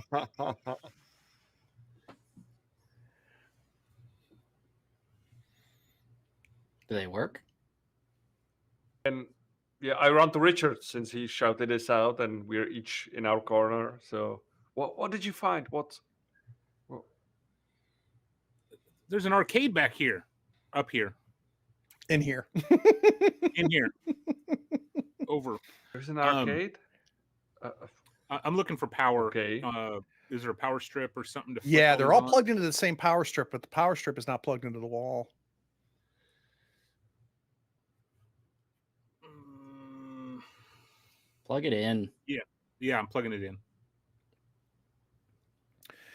You plug it in, they boot up, and you've got the screens you're very familiar with, Richard. The opening screens asking for your quarters on all three machines. You have Can I to get pay. a meddling move with reason from you, Richard?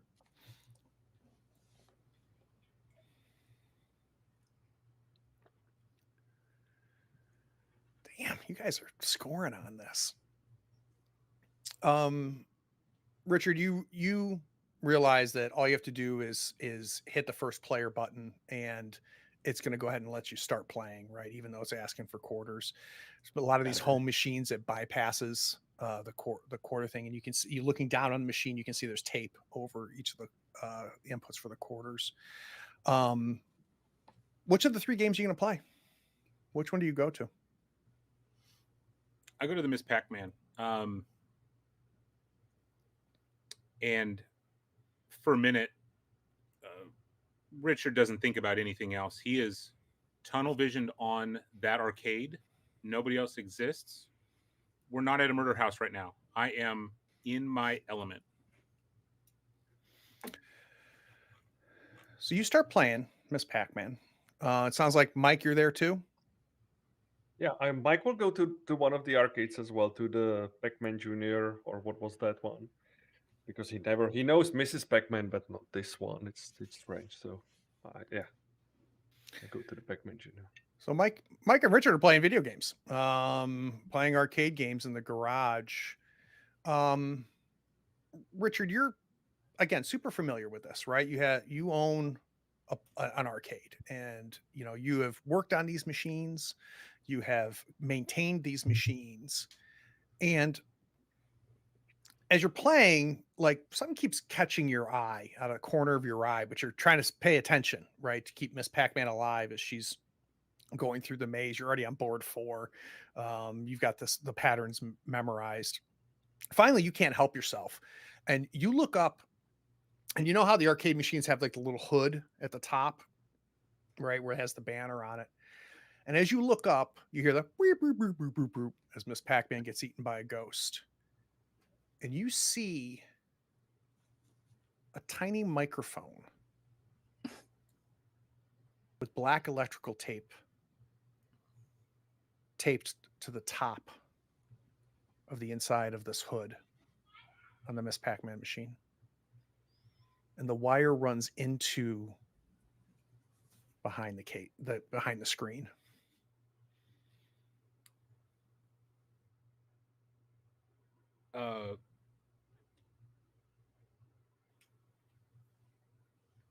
I pause for a second. I tap Mike and I point. Mike, you have the background here, with what you do. This is a wiretap. This is something that, like, governments would use and would hide, like, in lamps or in things if they were trying to wiretap a house. Kind of a shit job hiding it.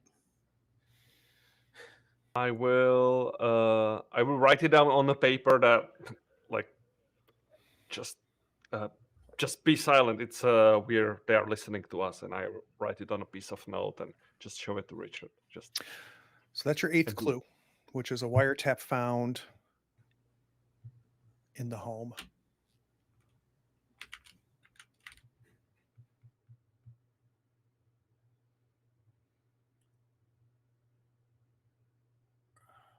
Richard says, "Nothing to see here," and then goes and shuts off the power supply and get the hell out of that garage. So casual.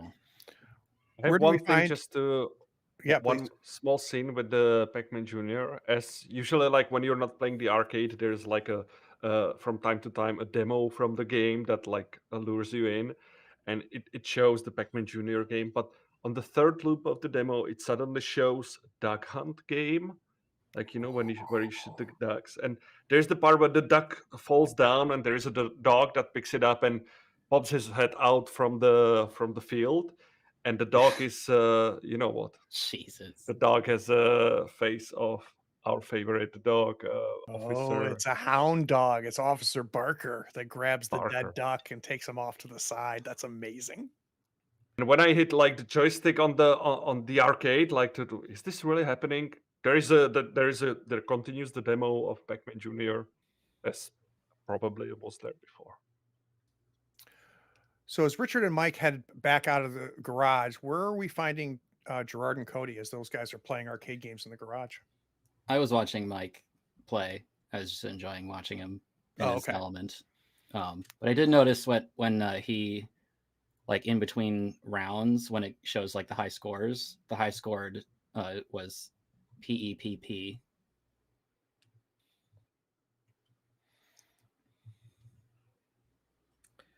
Cody's just been wandering the house, doing a really bad job looking at things because he keeps focusing on what's outside through windows. Any opening you can see in that brown paper, he's basically looking for other people watching him because that one time the smoking man was out there, that really unnerved him. Yeah. I can't picture anything other than the Smoking Man from X-Files now that you said that. So give me a meddling move real quick. No. Let's do it with reason.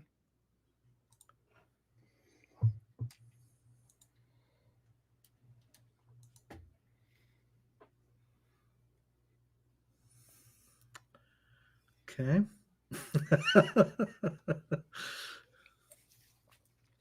We good with the mess? I mean, it kind of depends, right? We have to talk about what's going to happen if I miss, or is that There's not no the way there's this no one's gonna downside to go? missing on a meddling move. You just don't get a clue. Okay. And one thing to keep everybody in mind here, especially as now we're finding more and more Odyssey tapes, we're getting closer to the final mystery.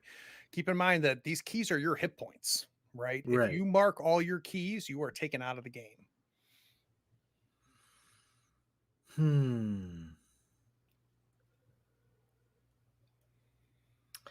Yeah, let's turn a key. Screw All it. right, go ahead and mark a key They're- for me. They're here to be spent.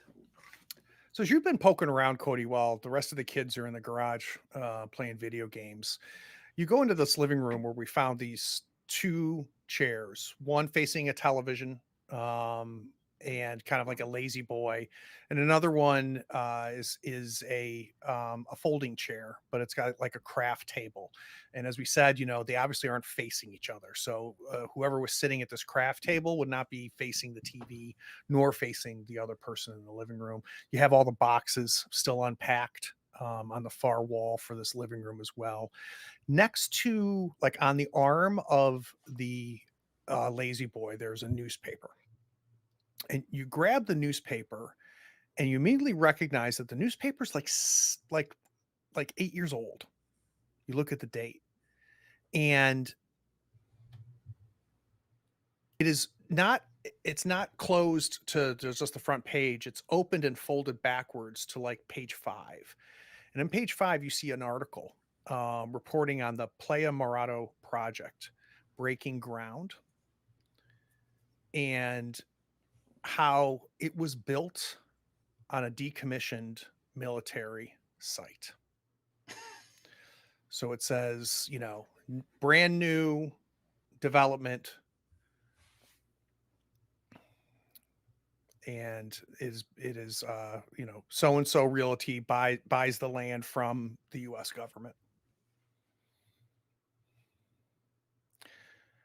So a couple things weird here. One, this is obviously an article that was ran before this house was even built. This newspaper is that old. But that's a new clue, which is a newspaper article reporting on the Playa Morado project breaking first ground and how it replaced a decommissioned military site. When did this murder happen? Like 5 days ago, 6 days ago. Oh, okay. So it's not like time stood still here, kind of thing. Okay. I'm gonna go like presumably it's obvious where in the house this murder happened. I'm going to go look at that scene. Yeah, it happened in the bathroom. So when you get to the shower area, you can still see that they haven't been able to clean up all the blood. There's still blood like in some of the tile and things like that. You want to do a meddling move as well, sir? Yeah. Let's do that with reason. Yeah. Man, oh man.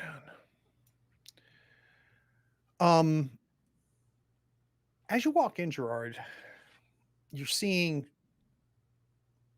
some dried blood that hasn't been completely cleaned up yet. And you hear dripping water. And you look over to this double sink. They obviously didn't pay for the upgrade to make the counters higher, so it's the lower ones. The bathrooms at the model home had the upgraded counters. They were 6 inches higher, and you notice the water dripping out of one of the faucets, and the drain must be partially clogged because it's kind of pooling a little bit. So it's dripping into a little bit of water, and it's got this really strange, like nicotine yellow color to it. So that is your 10th clue, which is the tap water has a vaguely yellow tint.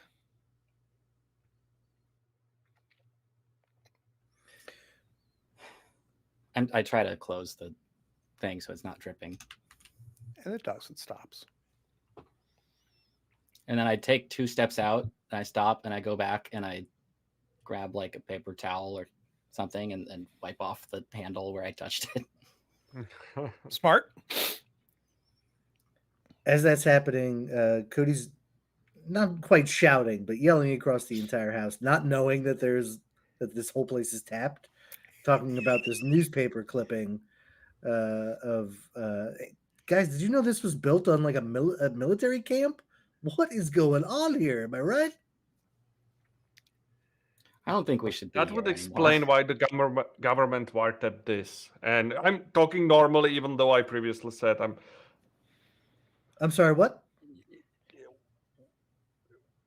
and I write it out on the paper. They are listening to us. Just write it out. As soon as I read what you wrote, I hand the paper to you, the newspaper to you, so you could deep dive into that if you wanted to. Let's go get something to eat.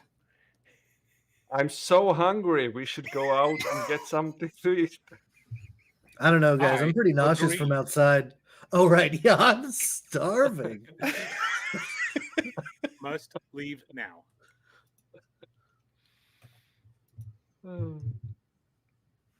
Yeah, so I'm beelining it for the car. Yeah. We're going out the back door or front door? Front. Front door, we're just going for the car, the closest route. Richard's going to make sure that he locks the back door and the front door as he's leaving to make sure that You don't want to burn it down before we leave? In case?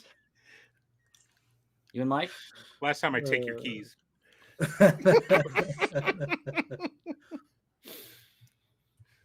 All right, so let's move to dusk here. As we start getting dark, what are we going to do in the night phase? I'm confident that we can answer the first part of the question. Oh yeah. Yeah. All right. Yeah, So do we want to cut to? Does that happen in the car? Does it happen back at Rodebecker Street? Or I'm already talking once we're all in the car. all right. So let's have a scene of you guys driving. There's all of the evidence right now is pointing to this is not, at least not wholly supernatural. This is man-made cameras and wiretaps and weirdo devices. Speaking of which, I put that in the trunk. Also, there is a vertigo-inducing place next to it with a purple tape there. That's totally Yeah. the government, right? Yeah. Right. Question: This is technological. Does Cody's thoughts change when we get out of the neighborhood? Is that a player question I can ask? No, everything that you guys, these strong feelings that Cody and Mike had, they're still there and they're still wrestling there. with it. Okay. There's some like the song, the weird song playing, the tap water, that all to me says like subliminal messaging and drugs. I don't know how that leads to to psychic thoughts about knowing people's secrets or thinking you know people's secrets, but this is all screaming man-made to me. You know, that was the lady that reads all the crazy articles, and she had a lucky guess that, you know, about the things that did not happen. Are we forgetting about the man who disappeared in front of our eyes? He just went into that house. That's who he either was the person looking out through the blinds or he went through a side door. Then where are all of his cigarette butts? I just didn't find them. He was standing in the middle of plain gravel. I went to look for them. I got distracted with the box, and then I forgot to keep looking for them. They didn't disappear. I mean, I just didn't find them. Who saw the man last time? Like, who saw him disappear? Like, or you know what I mean? Well, I didn't Cody's see him the one that really saw him disappear. But I was walking, and 1 minute there he was, and I turned around and suddenly he's not there. He turned the corner around a house. Are you sure that you're telling us everything that you saw there? You're not like. Look, nobody else had this guy stare at them the way he was staring at me. Okay, there's something off about him. I don't like it.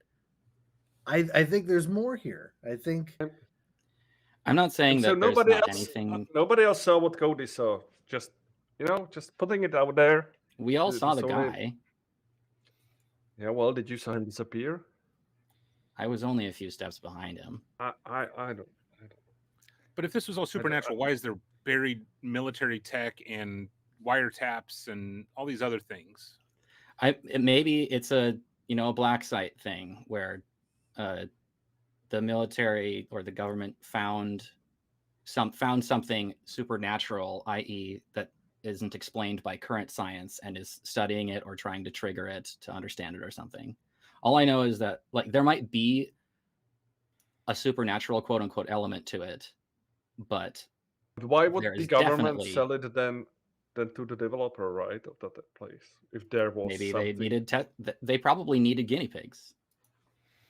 They say that it's a decommissioned military site. Maybe it's not. Maybe they're still there and they're monitoring its effect on people who move in. And that's why the development is so small, to keep it to a small sample size and not like have it get out of control. So maybe that's why I'm nervously checking like the pockets in the car. I thought about it. Between cushions. Yeah. All right. So here's our question. The question is the Whisper a supernatural infestation or a man-made experiment? It sounds like we're leaning towards man-made experiment. Complexity 4. So walk me through my clues that justifies that. You've got 10. Definitely the wiretap. That's all the tech, I believe. Okay, wiretap, so all the tech, camera. Yeah. All right, so wiretap, and then camera in the jail cell. The camera. Okay. The weirdo device. The red light, yeah. Okay, so the song. Device. Hold on one second. Device. Why the song? I think it like is meant to be played because it's like subliminal messaging. Or this is getting into like the what exactly is happening, where we're just trying to answer generally. So we might want to save it, but. Well, we could even tie that with the evidence of that was the development was halted by a federal organization. Yes. That there could have been some topics in that newspaper article that referenced subliminal messaging or some sort of mental something. It was like a experiment military site. So what federal organization are we saying that we discovered? Which Fed shut it down? I think the actual organization is redacted. It's blacklined. It's not one that we're supposed to know about. I've got let's put in the Vertigo. Go ahead, the Vertigo. Okay. The vertigo, yeah. It's also, since all this is tied to subliminal messaging or some sound, probably that place might be like a frequency beyond or above our hearing range, but it still affects your brain, maybe confuses it. That's the vertigo or the nausea. So I've got Yeah, 5 things marked now. I've got the camera, the odd device with the blinking red light, the evidence that the development was mysteriously halted by a federal organization, the unpleasant vertigo feeling, and the wiretap. With the vertigo place, we can use the map Well, with marked location. I'm just wondering if we might want to save the vertigo for like the next part of the question, which is going to be like what exactly is happening. I expect, but the newspaper. So we We use the can map use the with vertigo. marked locations. Yeah. Oh yeah. The map. You want to use the map? Yeah. Okay. Yeah, there we go. I like that. And if people want to use the vertigo, that's cool. I'm just proposing that we might want to save Because it. using the map is 5, giving us +1 to the roll, right? 2, Yeah. 3, 4. I've got 6. I've got camera, 6. map, blinking red light device, evidence that it was halted by a federal organization, the vertigo, and the wiretap. So I've got 6 marked. Narratively, at every opportunity here during this conversation, Cody is going against the grain. He's talking about the smoking man. He's talking about the woman who knew everything. It felt like there was something wrong with that, and it's not that he's lying, but he's feeding Mike essentially. There's definitely like some kind of element that we don't understand here. Sure. I'm not arguing that. I'm just saying there's definitely people involved. So like you can't deny that like all of the like the military stuff. Whereas the supernatural stuff, I guess it just feels more mercurial to me. Sure. Did anyone here know you were from Colorado before earlier today? I don't know. I what sure you all didn't know about me. I'm an open book. Could Cody do the Ghost Bros Who You Gonna Call move to maybe guide us? That might be interesting. He did it this session. Is it once per session? Yeah, he did it at the beginning. It's only one per session? Okay, dang. I guess. Maybe it's not. It doesn't have a time on it. Okay. So yeah, if Cody wants to do that, he definitely can. Yeah, sure. I mean, it certainly couldn't hurt. So you're gonna go back to the house and wait on the drive back. I happen to notice that we are going through my old neighborhood, and I ask if we can pull over when we get in front of my old house, and if I can just have a minute to get out and just kind of walk the street that I used to play on as a kid. Without knowing that information, like, yeah, sure, let's stop at another random house in the middle of the night. I'm not going in anywhere. I just want to. I used to bike up and down the street, pretending that my bike was an X-wing. So I'm like going to the end of the street where there's one of those big like electrical boxes, and just that brings memories of like hanging out with my friends, flooding back and stuff. So I'm just taking a second. Gerard, what is it? What did the family that owns your old house now do? What did they change about the house? They painted it, and it's horrible. It's tacky and like pink almost. Not like bright pink, but it's so. I know that it was suburban already, but now it's like it's really suburban. I can tell even in the dark that it's like all domestic, and I guess I liked having that as a kid, but now as a bachelor, I'm like gross.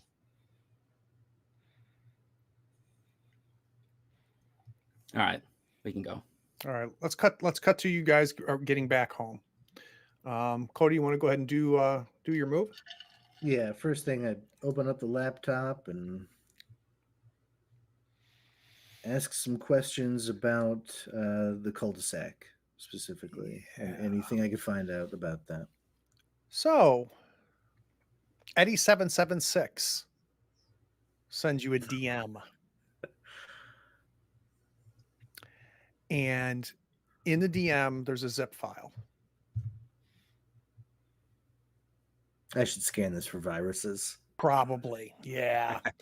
I say that Yeah. as I open it. It's 2004. We don't worry about that stuff. So, yeah. Norton says it's safe. Let's move on.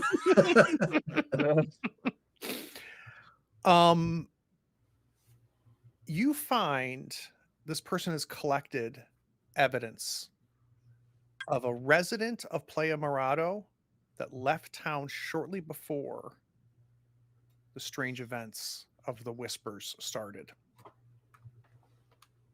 So that is your 12th clue, which is evidence of a resident that left shortly before the strange events began. You can determine later or at any point what that evidence is and who that is, but it's evidence that someone left Mahogany Lane. Not sure that helps with the first part. Yeah. I've got us at 6 with a complexity 4. We could push the human element more by making this missing person the smoking man. Oh, we don't even know who that is. Right. But That's we're him. essentially identifying that he disappeared before all this stuff went. So Yeah, but is there a suggest that- picture of him? Because we don't know what that guy's name is. So if it's just right? like the name. Yeah, that's a good point. We would need. But you can say there's a picture. Yeah. Okay. I'm just thinking, like, if there's a guy who is setting up surveillance, he probably wouldn't be there. He'd probably be stationed elsewhere. So To monitor. the Yeah. I'd be good smoking- with using that and then maybe saving the vertigo thing. Or we can. Sure. Do we really need a +3? Can you turn a key if we fail the roll? You can. Or we decided we can. Okay. Nope. Oh, I thought we couldn't. In that case, I would do at least +3. I don't want to risk it. right, so Otherwise, we lose all of it, right? We've been okay with +2, but yeah, if you're feeling like we need the +3, then I'm sure there's plenty I'm more. feeling we can use. nervous, definitely. All right. So I've got 7 clues marked that says that this is this is being caused by a man-made experiment. Who's going to do the answer to the question roll? We also have the keys are technically also a clue. They are. Do you want to use them? I'm just throwing it out there if we'd rather use that instead of one of the other things, but we can save the keys. Oh, we use the keys and we keep the vertigo. I don't want to keep pushing it, but I like the clues that have something to do with the actual effect that you experience. I think are going to come in handy. Okay, that makes sense. In case we will keep the +3. We use the Yeah. keys and we don't use the vertigo. Got it. Okay. All right. So I'm going to unmark the unpleasant feeling.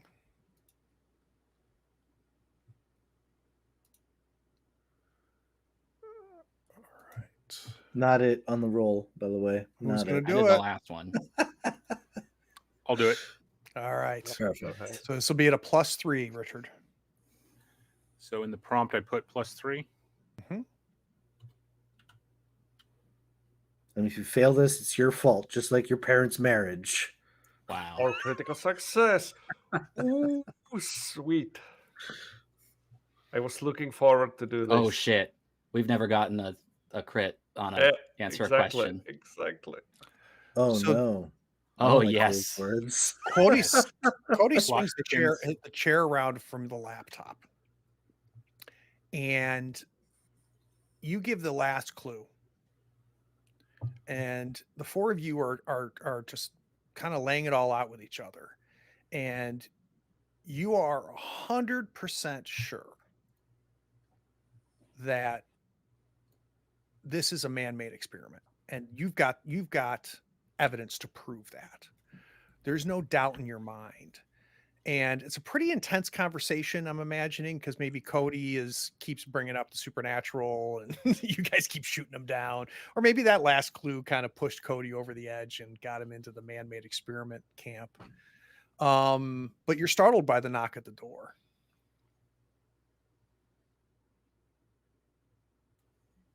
Please be Girl Scout cookies. Richard will go to the door. So you open the door. There's a man standing there. He's a big man. He's in a cream-colored suit with a 10-gallon hat.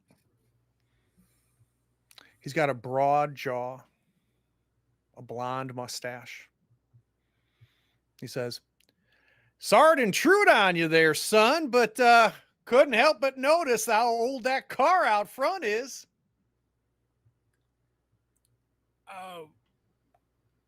Yeah, thanks. Who are you? It Thanks. doesn't matter who I am. What matters is what I can do for you. So I can sell you a brand new car, same make, same model, in much better condition than that. I recognize him, right? Because of that night. Okay, so Oh, you do actually. more or less the second I see him, the door opens. I'm slinking out of sight. I'm still I'm- within earshot, but I'm in like the living room now or something, so that I'm not making eye contact. This smoking man was enough for one day. I'm also remaining out of sight, just as a habit. I'm just, yeah, Mike is just around, like behind Richard, just peeping there. A little bit curious. Good luck, Richard. Yeah. The last episode of Richard. Thanks. Well, Uh, and now I understand your hesitation. I understand, but Richard, I'm telling you, I can get you hooked up here. No idea, because you have not mentioned your name. Sir, how'd you know my name? Oh, I don't know. People talking about you around town here. I mouth to Richard, close the door. I'm a terrible lip reader. Yeah. Of course you I are. kind of, and I just, Paint sir, the I'm not in the market. floor. Oh, Cody's telling me he loves me. That's weird. But Richard says, I'm not in the market to buy a car. I disagree, son. Look at that car. That car ain't gotten more than my 15, 20 miles left on it if you look at it. All right. Can I do anything else for you? Again, son, it's not what you can do for me. It's what I can do for you.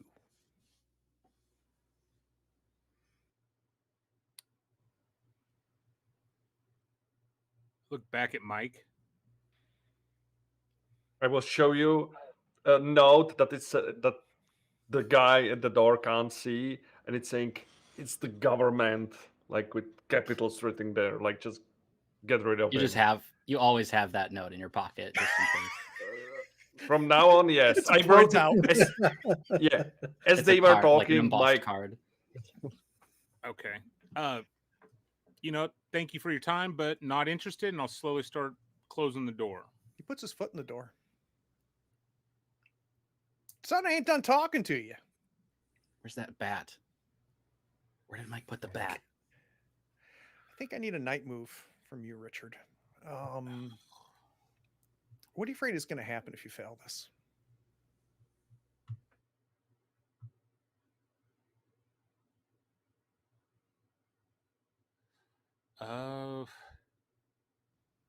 He barges his way in and makes things even more uncomfortable. Yeah, I think he does barge his way in. It's worse than that though, because he's going to barge his way in, and he's going to go directly to your backpack and take one of your Odyssey tapes that you haven't watched yet. You what now? All right. Night move and what? Night move, and I think this is going to be. Let's take a look here. What makes sense to me? I'll give you an option. I think, and it kind of depends on how you're going to handle the fact that he's put his foot in the door. So I could see this either with vitality or presence, right? So are you going to physically get him out of this door and stop him, or are you going to use the power of your words to do it? So I'm fine with vitality or with presence. I think it'd be vitality. Yeah. Okay. Let's I am see going to what need. hap- Oh, go ahead. God damn. Sorry, I will. That's okay. So, how do you physically get this door shut? I don't think there's like when he puts his foot in the door. There's nothing stopping his foot from sliding back, and I noticed that to where I can just put enough pressure down low and slide his foot out of the doorway so it'll shut the door and I can lock it. Just before the door closes, just before you're able to lock it, it's cracked open a little bit, and he goes, "Hey, I get it, Richard. I get it. Don't worry, son. I'll be back to visit." You look through the peephole. He's not there. Is he gone? We should rent a different place. I don't know where the hell he went. Who the fuck was that? I peek out the It's window. the government. Like they're onto us. They knew that we were there. They knew that we were messing around with their stuff. Of course, they sent someone to strong arm us into being scared and not sorting this out. I don't think I that have to- guy's from the I government. guess. Not What? unless the government operates out of caves. What? So what do you you mean guys about should. the cave? Like, What are you talking So about? you guys know that I haven't been sleeping all that well last few nights. One night I was just, ghost broing online, doing my thing, and Is that what they call it now? yeah, that's what they call it. We're ghost broing. It's a verb. There's something took over my laptop. It was like a YouTube video that I couldn't close, and when I did eventually close my laptop, it went elsewhere. The video was on the TV, so I saw this guy. And he spoke to you're me. telling us now. You're telling us now that you had like We're talking. I I don't wasn't know. sleeping. I don't know. Like it could have been a dream. I thought it was. I thought it was some sort of insomniac hallucination or something. That's Isn't really it like deja crazy. vu or something like that? You think you saw this guy, but it's the brain repeating. Like And there's been lots of stuff popping in and out of videos. That is really crazy though, because YouTube won't be invented until next year. yeah, I know. I couldn't think of like the equivalent of that. Newgrounds. There was a Flash video.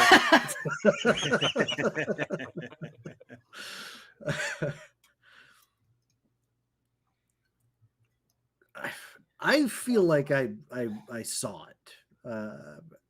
It I didn't believe feel you. like it.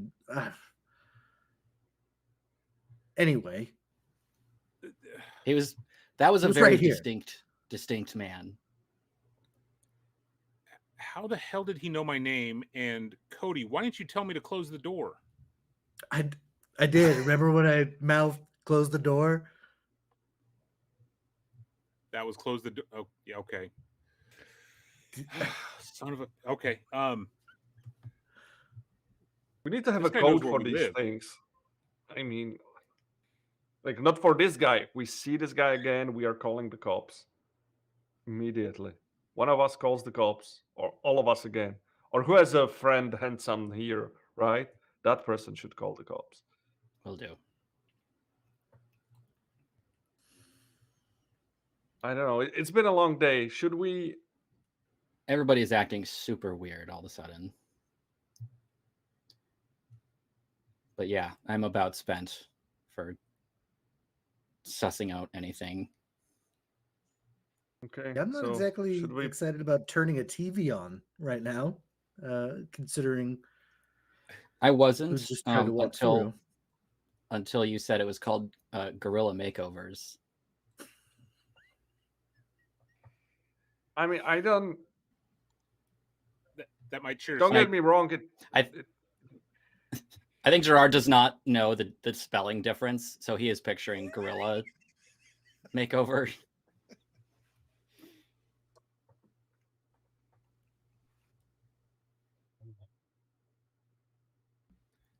Well, if anyone puts the tape in at the same time, I'm double checking the locks of all the doors that lead outside.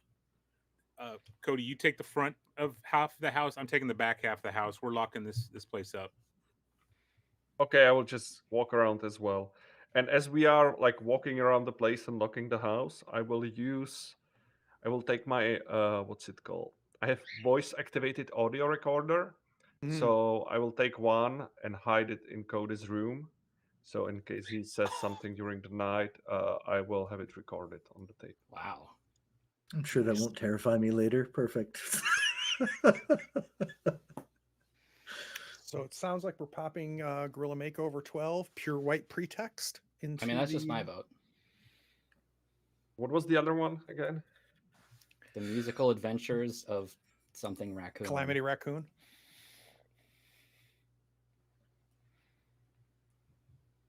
I'm up for either, to be honest. Both of them sound cool.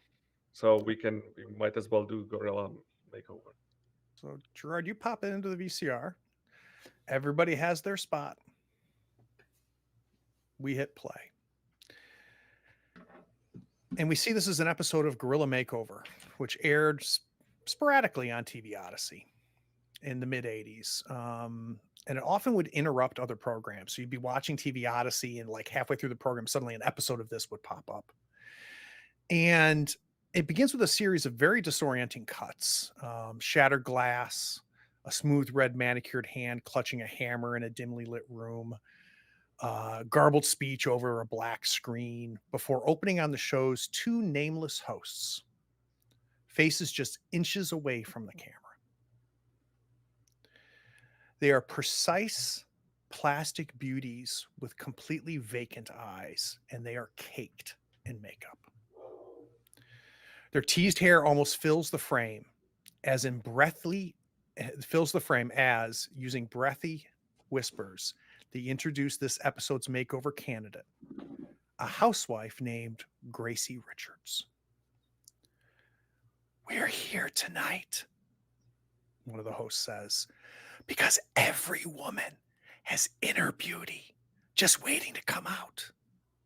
And everyone deserves to feel special, even someone like Gracie." And the other host is nodding. Cody, what cruel and oddly specific reason do they give to explain why Gracie is the ideal volunteer for a total makeover?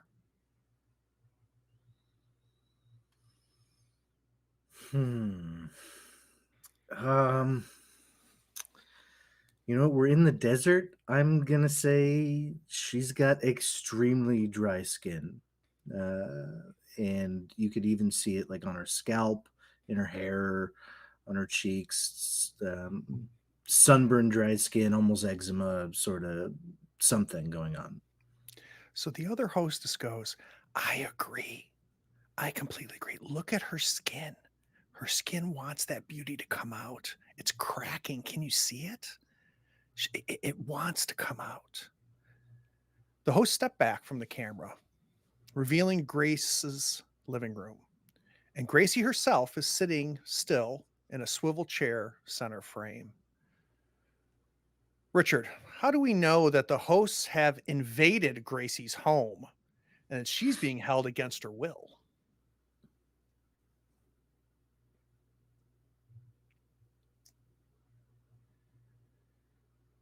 In the back of the frame, you can see the front door of the home or the place that they're at, and it's clearly shattered and broken into a bunch of pieces and just kind of lightly pushed back in place. But you could see the splintering and the destruction on the door frame. So the hosts then drag their makeover kit, a heavy black duffel bag, from off screen. They assemble their tools, foundations, eyeshadow palettes, hairsprays, and curling irons. Gerard, what do they pull out of their bag that prompts Gracie's final futile attempt to escape?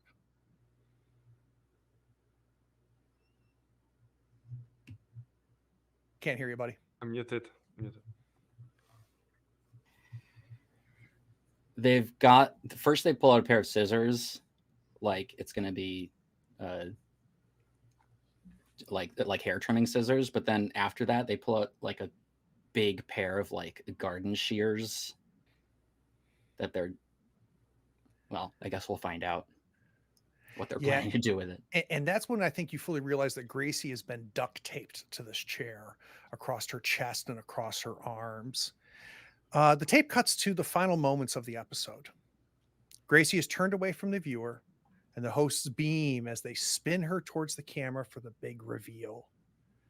Mike, how have the hosts corrected Gracie's flaws? And how does she, in the end, concede that they were right? A change is exactly what she needed.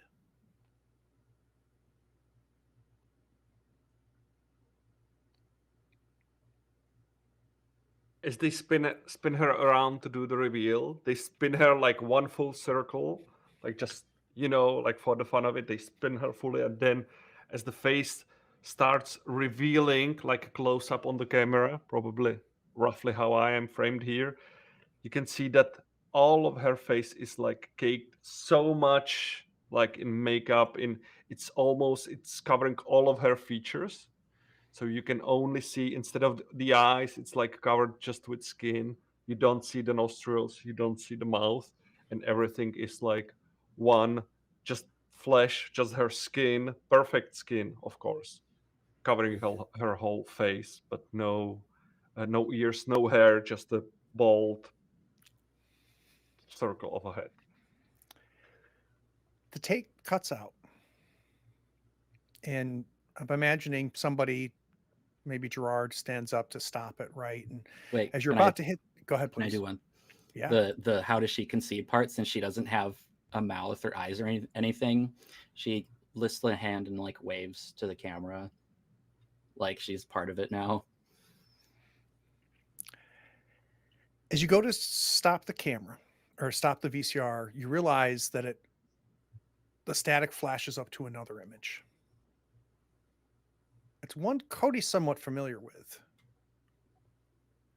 It's a cave entrance. Turn it off. No, This is where I Mike saw goes him. there. You didn't want to turn it off during the crime that we witnessed? We're here to get answers. I stand up. Don't. I'm getting up to try to stop him from turning it off, if that's what he's doing. Yeah, I'm trying to get. I'm trying to turn off the VCR. And as you two are struggling, yeah. it keeps playing. And you see the same cream-colored suit, the same 10-gallon hat, but it's not this big, pudgy man that you saw outside your door just an hour ago. It's the same man, but he's withered. The skin is almost translucent at this point. And you can see not only the bone structure of his cheekbones, but you can even see where the bone ends and the cartilage starts on his nose. You can see the skin pressed in and almost the indentations of the teeth. Standing next to him is Lucy from Happy Jack, with her puppet covered in blood. Next to Lucy is David Tilbert. He's bleeding from his eyes, his nose, his ears, under his fingernails, and you can see the blood pooling at his feet. And he keeps slicing his arm and keeps saying, "The greater the pain, the greater the gain." And then someone comes out from the cave. It's Palma Palmer. You remember her, the woman in the One Odyssey tape where she made dinner for the neighbors? She's in a blood red 1950s style dress. The tall belt that she has gives her kind of a wasp's waist over a full skirt. And there's chains across her chest. As she comes out of the cave, we can hear something dragging behind her. And as she gets in line next to Lucy and David, you realize that she's dragging 4 body bags. 2 are adult sized and 2 are children sized. And the withered big man turns to the camera and gives you a wink before it goes black.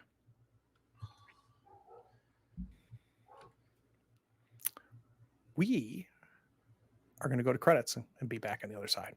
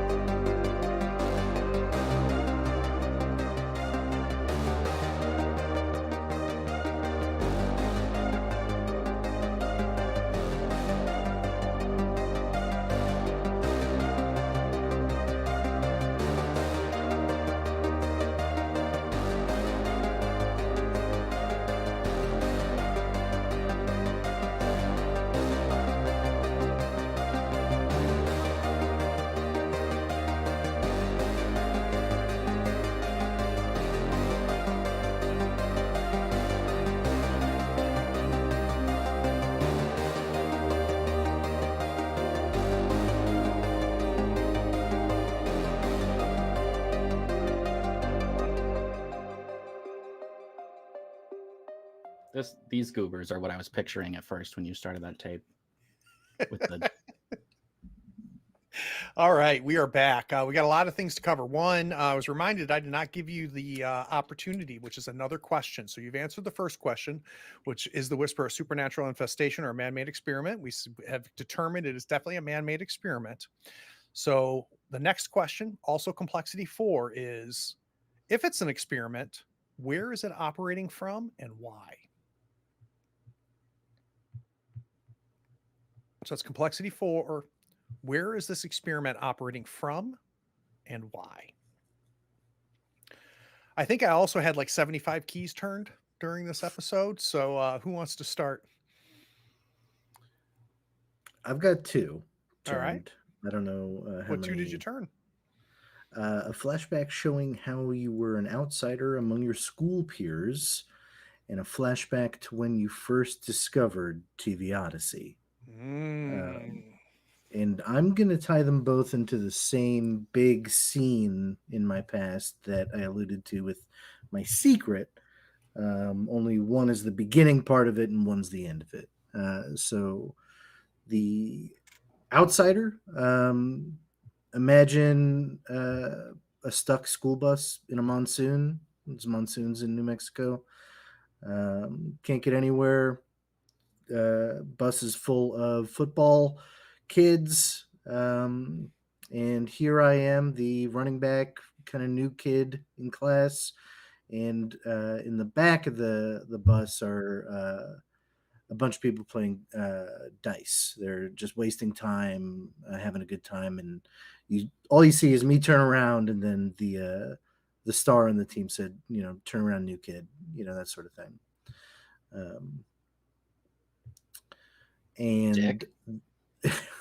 Right, yeah, we were real close. And then the flashback when I first discovered TV Odyssey was after everything else happened that night. I'm in my room. You can see the sopping wet uniform on a chair near the door.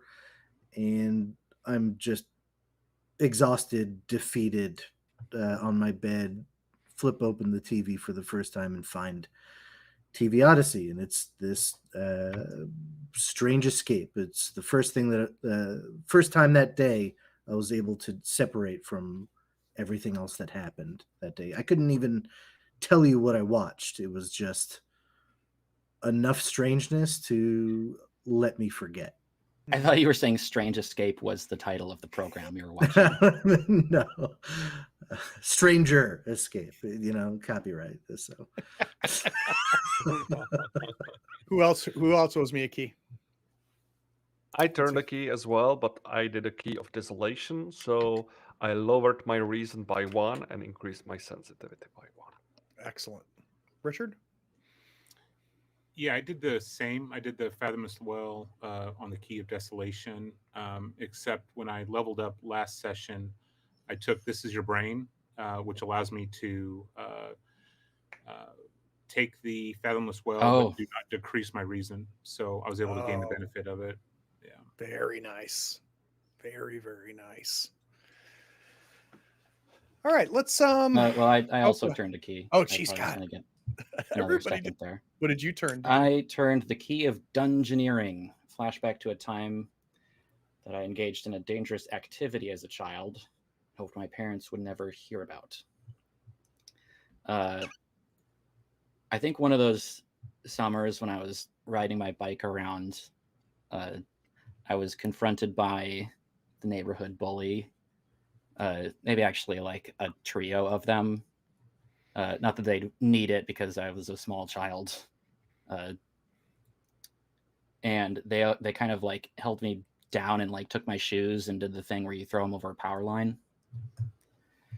And they were brand new, and I didn't necessarily think my parents would be like mad at me, or I don't know if I fully believed it, but I thought they might. So instead of trying to get help, they were close enough to the end of the power line where I could climb up the like those rungs that they have on them. If I brought like a big stick up with me, I could maybe unlatch them. And it took me like a solid 20 minutes. And like neighbors ended up seeing me, and my parents found out about it anyway, and were way madder at me for doing this than they would have been if I had just told them that I needed help getting it down. But I did do it. So I owe you guys a key as well. You guys have a new key from the Whisper Mystery. It's called the Key of the Unspoken. You both have access. All 4 of you have access to this and can turn it. And the Key of the Unspoken, you have to find something annoying about another latchkey, and you have to tell us who it is and what is that annoying habit. So it's another key at your disposal. So when you check the key, you just make it up, the Yeah. annoying thing, or how? Okay. Yeah. What you're going to do, if you turn that key, you have to tell us which latch key it is and what is it that you find really annoying that they do. What a habit do they have that's really annoying? Wonderful. Will you add it to the list? Yeah. Thank you, DZ. All right, let's start off with you, Vaslev. Thoughts, stars, and wishes. Let's start with thoughts. How are we feeling about the game so far?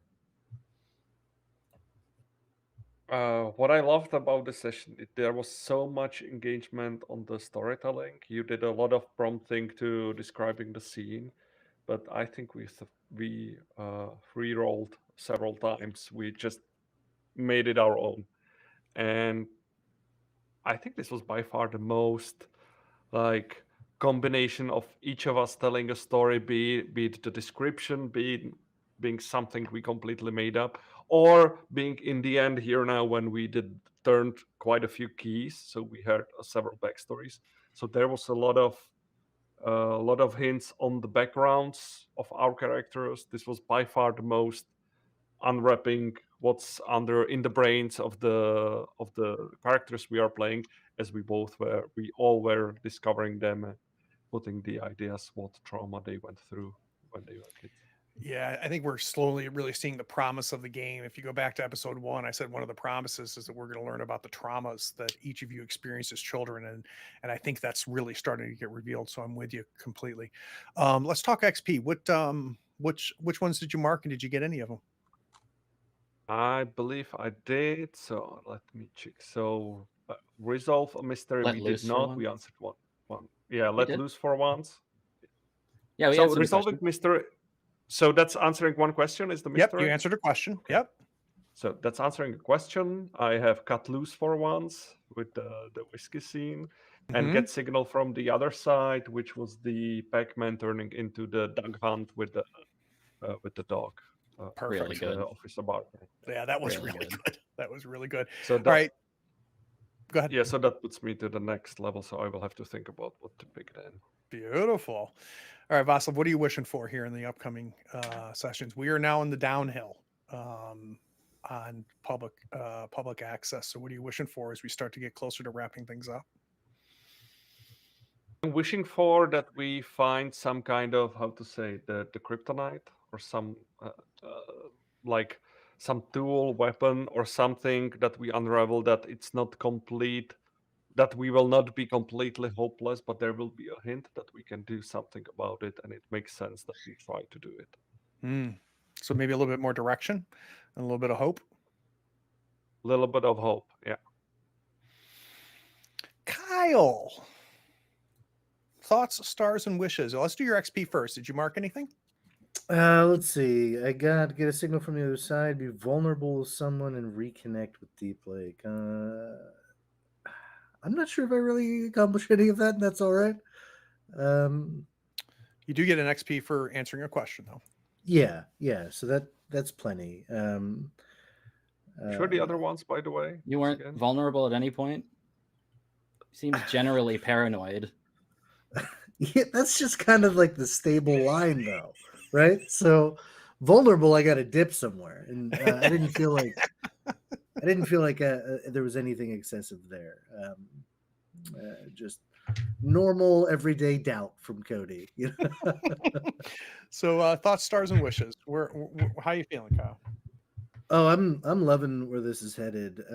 I actually feel complete opposite from Vaslav. I want all hope is lost. I want an unraveling of our characters. I want to see a puddle on the ground of grief and regret. You know, I want this to be in shambles by the end of it, because I think that is where we're headed, and I think it's going to be a lot of fun to get there.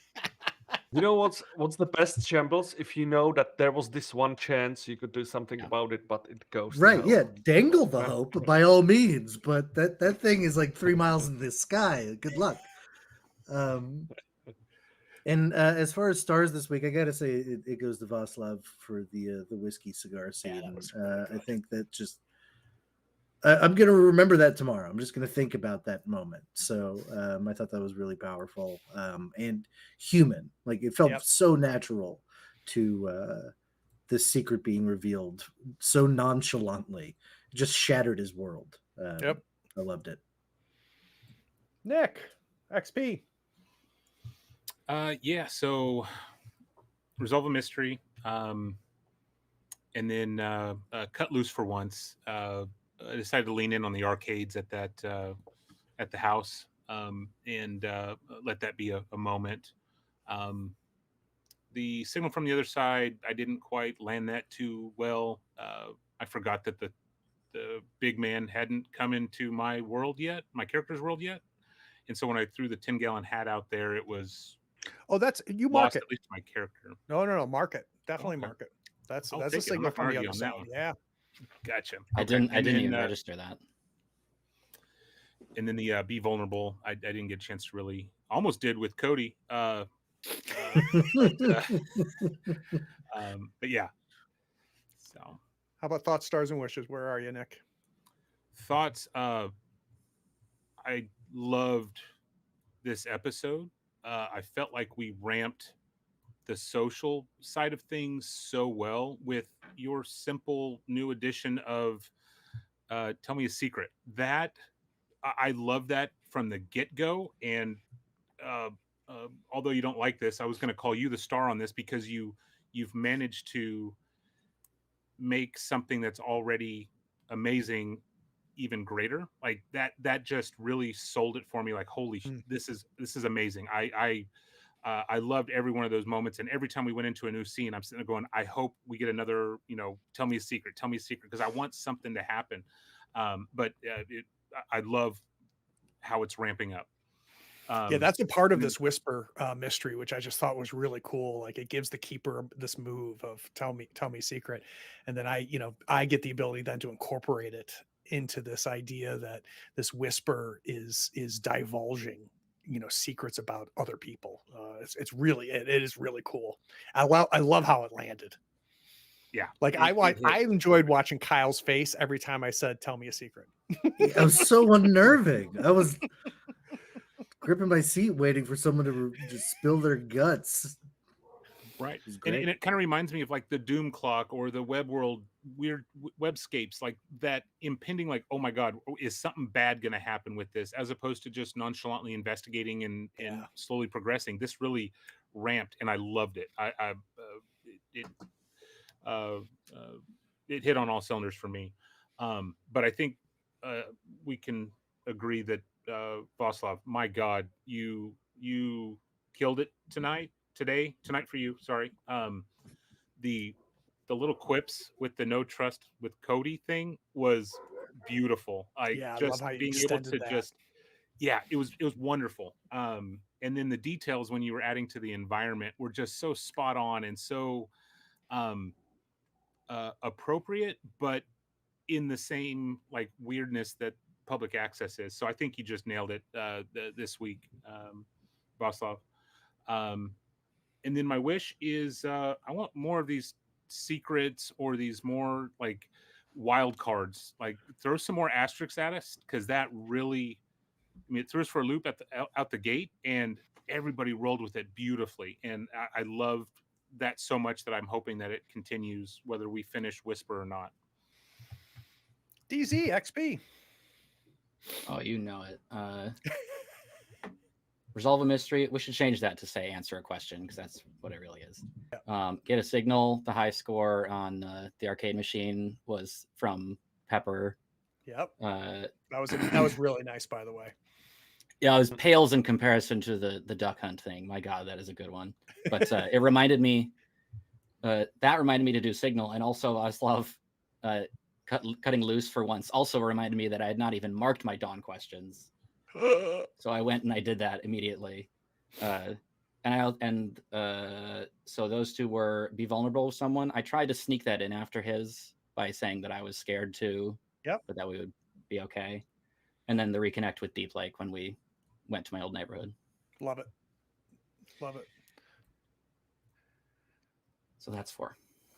Nice.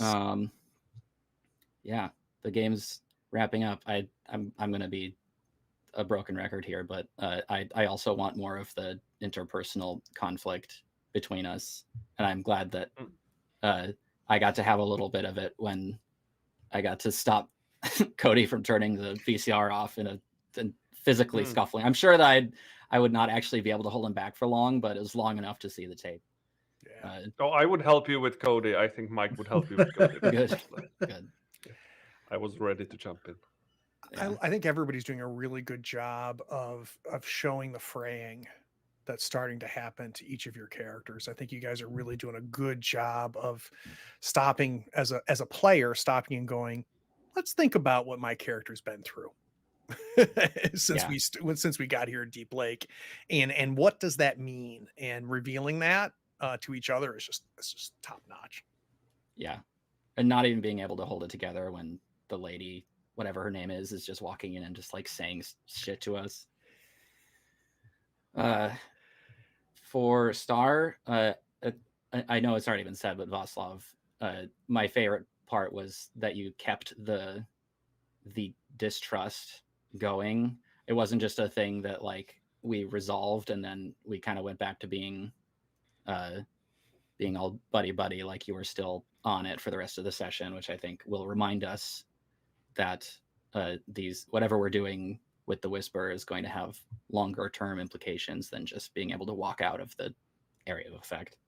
So that was great.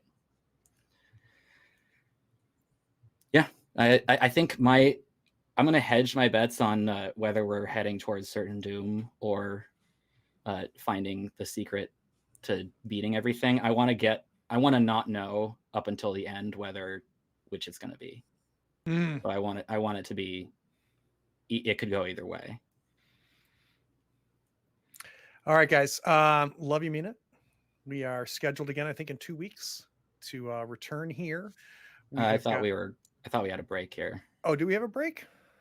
because March is difficult for. Oh, that's right. We're not going to name names, Kyle, but that's the reason why we can't play in 2 weeks. So yeah, we got a little bit of a break, and we come back. For those of you that are familiar with public access, we are one tape away from getting to the next layer. So after they watch their next tape, the game's going to change, and it's going to change a lot. So we that's why we're on the downhill. We might only have one more quote unquote normal episode left before things really start to wrap up. Follows on all the social medias and blah blah blah blah. You know that Patreon, blah blah blah. But have a good March, Kyle. See you guys soon. All right, talk to you later. Bye. Bye.